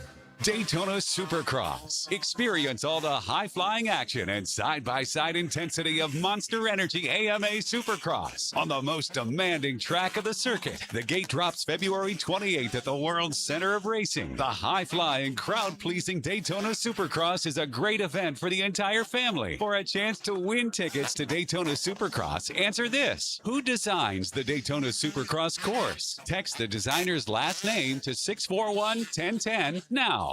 I'm here with Clayton Bromberg of Underwood Jewelers. Clayton, you spend a lot of time talking about diamonds, but what about some of the colored stones we see? Frank, when you talk about colored stones, there are literally hundreds of varieties and species in the gem kingdom. As certified gemologists, we're trained gemologically on the identification of each of these and can separate the man-made synthetics and imitations from the real thing. But at Underwoods, we can go to the next step. At Underwoods, we're active buyers of loose colored stones in the world markets, so we have an understanding of the values of colored stones as they relate back to the various qualities. In fact, just like diamonds, we buy most of our colored stones loose, then create the pieces of jewelry to hold the gems. You can be assured not only of the authenticity and quality of our colored stone jewelry, but also of the value. So if you're in the market for a fine quality emerald, sapphire, ruby, aquamarine, amethyst, citrine, tourmaline, peridot, or any other gemstone, come by and see us at Underwoods. 1010XL, presented by Farah and Farah, exclusive injury law firm of the Jacksonville Jaguars. Focused, fueled, fearless, Farah. It's a Best Bet Monday on The Frangie Show with fantastic locations in Jacksonville, Orange Park, and St. Augustine. It's Best Bet. We do thank our friends from the Best Bet. They do a terrific job, Best Bet. And don't forget now, weekend winnings continue this Friday and Saturday at all Best Bet locations. $500 for the first 30 minutes, $1,000 for the second 30 minutes from noon until midnight. That's pretty good stuff. Let's say hello to Hacker. Now, the 2-minute drill is driven by nobody but Nimnicht. Nimnicht Chevrolet on Cassett Avenue and Nimnicht Buick GMC on Phillips Highway. So do you lock in on Gator Hoop? Like it's football? I mean, are you locked in? Oh, I was locked in. Yeah, no, absolutely. And doing the show with Patrick Young now That's every right. Fridays with Gator Bites has kind of added to that. Yeah. I got Patrick actually coming on tonight. But yeah, I was always kind of locked in, but even more so now because when you're talking an hour a week with a former Gator player like Patrick Young, you kind of need to be prepared for that. Patrick's fantastic. He's great. Does a fantastic job. But they got Final Four written all over them, bro. You know, look, I mean, there's a reason that so few teams have repeated as national champions, but the fact that we're even having the conversation in mid-February that they could is a testament to what Todd Golden has done. When you lose your top 4 guards and you have to completely rebuild the backcourt, and he has done that, and then the evolution of Chinyulu's offensive game and Thomas Houck maybe being SEC Player of the Year, it's been a lot of fun to watch him. I think he's absolutely the Player of the Year. There are other guys I think that would be in consideration, but certainly Houck would be one of the finalists. If they win the league, if they win the league in the regular season, Hayes, to your point. I think he's got a great chance. Arkansas ACUF is playing at an unbelievable level. So there are some good contenders, but certainly, and again, that's one of the things. How will the voters look at it? Will they view Florida as, again, a team that's had 4 players win SEC Player of the Week honors, or will they view it as this is Thomas Houck's team and he should be SEC Player of the Year? So that'll be interesting to see. A Coach of the Year will be interesting too, because everybody thought it was going to be Bucky McMillan, and then they have fallen on their face. Right. So it's not going to be him now. So I think Todd Golden has an excellent case for SEC Coach of the Year. What happens is so many times teams that win all the time, their coach doesn't get recognized. People want to look at a team that was lousy and came out of nowhere. Billy Donovan didn't win it for it was like his 18th year at Florida before he won it or something like that. At the end, he was pretty good. He was pretty getting good. those honors. What's coming up? I would mention Patrick Young. He's going to join us. Also, Cameron Wolf of the NFL Network. He had the report about Travis Hunter this past weekend. So Cameron's going to join me coming up here at about 6:20 to discuss that report. All right, very good. Hacker Nation. Hacker After Dark. It comes up right now in about 5 minutes. Thank you, Hack. Thanks, guys. We'll be back tomorrow. Tomorrow, live from JU. I'm looking forward to that. JU FSU baseball. We'll see that beautiful new fence. They've got their own padded wall out there. And JU baseball 4-0 over the weekend, off to a great start. So we'll be out there. JU baseball tomorrow. We look forward to going out there. We're out here. Hackers next. This is 1010XL and 92.5. That's all.